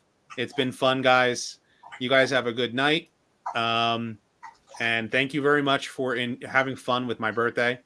I am the big 4-0 now. I have more retrospectives and stuff, fire talks and guests and whoever shows up again, is always fun. Thank you for allowing me to come and hang out with you on your birthday, man. Yeah, it's cool. It's cool. I'm glad we've all of us have become, close friends, and everybody who watches. I'm thankful for every channel member, patron, subscriber, just plain regular viewer. I want to get to 100,000 subscribers. I'm trying to push for that. I'm gonna get close to that, but I'll get there. It'll be a New Year's goal to really push hard within 2022 to hit 100,000 subscribers and then some.